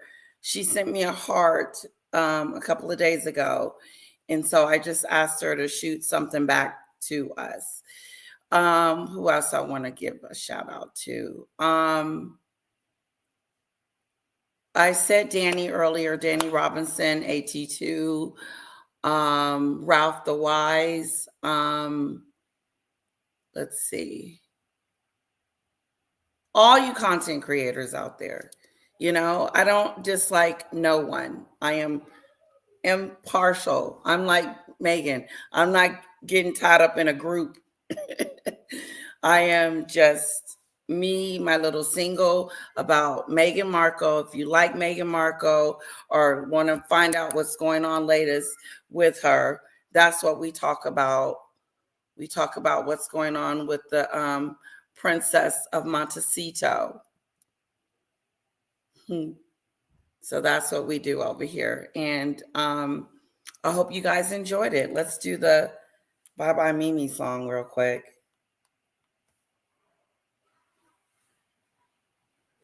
Somebody's using the restroom.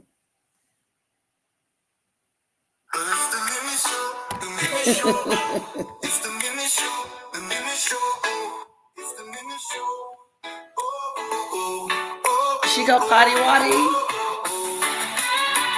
Oh, okay.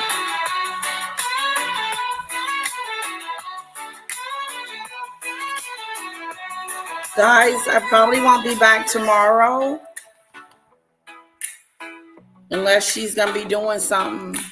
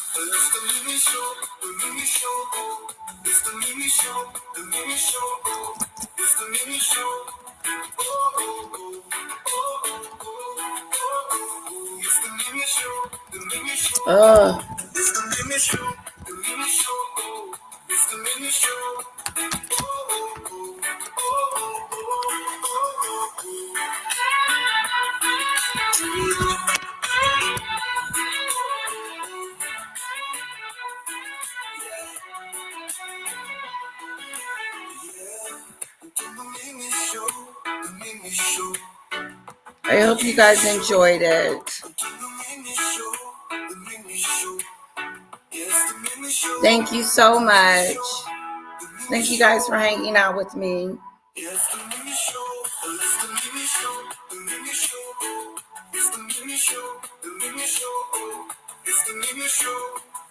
Yes, I just like to see you guys in here hanging out with me. It's fun. I hope you enjoy it. My take on what's going on with the gruesome twosome.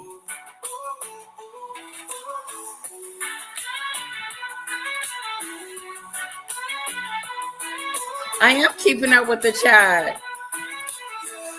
Yeah, she thinks she's high society. She's upper echelon.